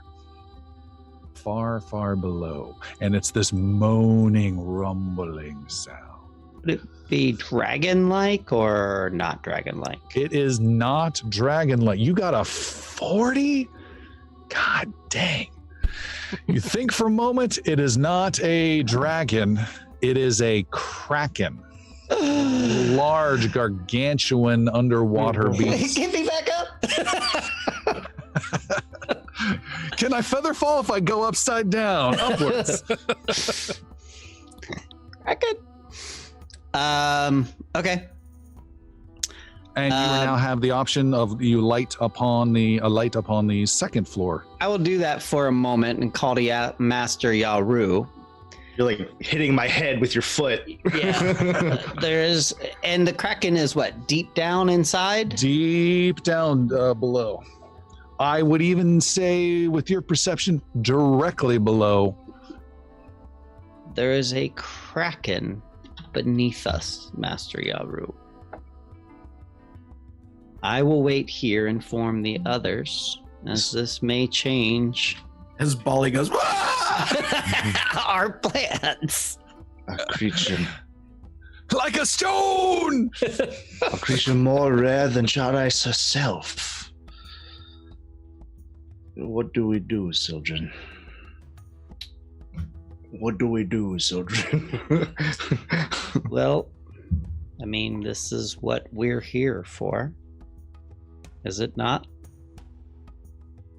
Indeed. Xander, maybe tie a rope around Yelena. We need her to stay very close to you. All right, you guys heading down? The two of you who are already in there heading down? I will go down with Sildren's. Yeah, I'll Follow go down me. to where the boulders All right, are. you go down to the third sub-level. There's another floor there that goes down even further, but at this area is these boulders that essentially, two boulders that are suspended in water halfway in and out of the cylindrical shaft, and further beyond them is a horizontal passage, 10 feet tall, 10 feet wide, ice ceiling, ice floor, and slowly flowing water for the walls on the side. Okay. Yeah, Sildren will stay at this level. All right, you step on the ice, it's totally solid and good to go. Urge the others to be quiet on their way down. Oh, also in this corridor is a narrower funnel of ice and snow blasting horizontally that then comes out and goes up. What way is your shard pointing?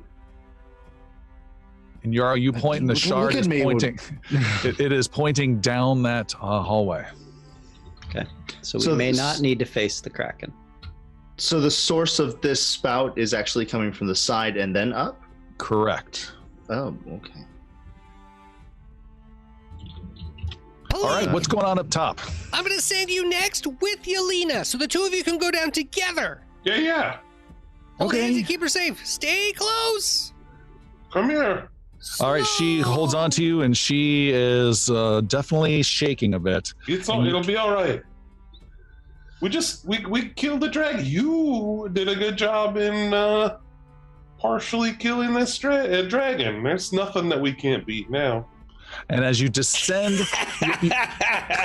as your eye level goes under the edge of the lake, she says, "Yeah, but I can't swim." As you go down, and Xander, you cast Featherfall on the both of them. Correct. All right, you guys reach the first floor, and I assume you're wiggling your way through it to get down. You wiggle your way through it, and you get down to the third floor, where you have Sildren and Yaru waiting for you.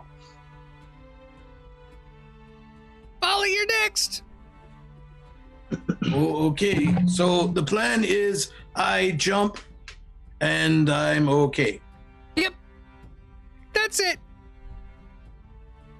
Are you coming with me or are you staying up here? Oh, I'll probably come down. Okay.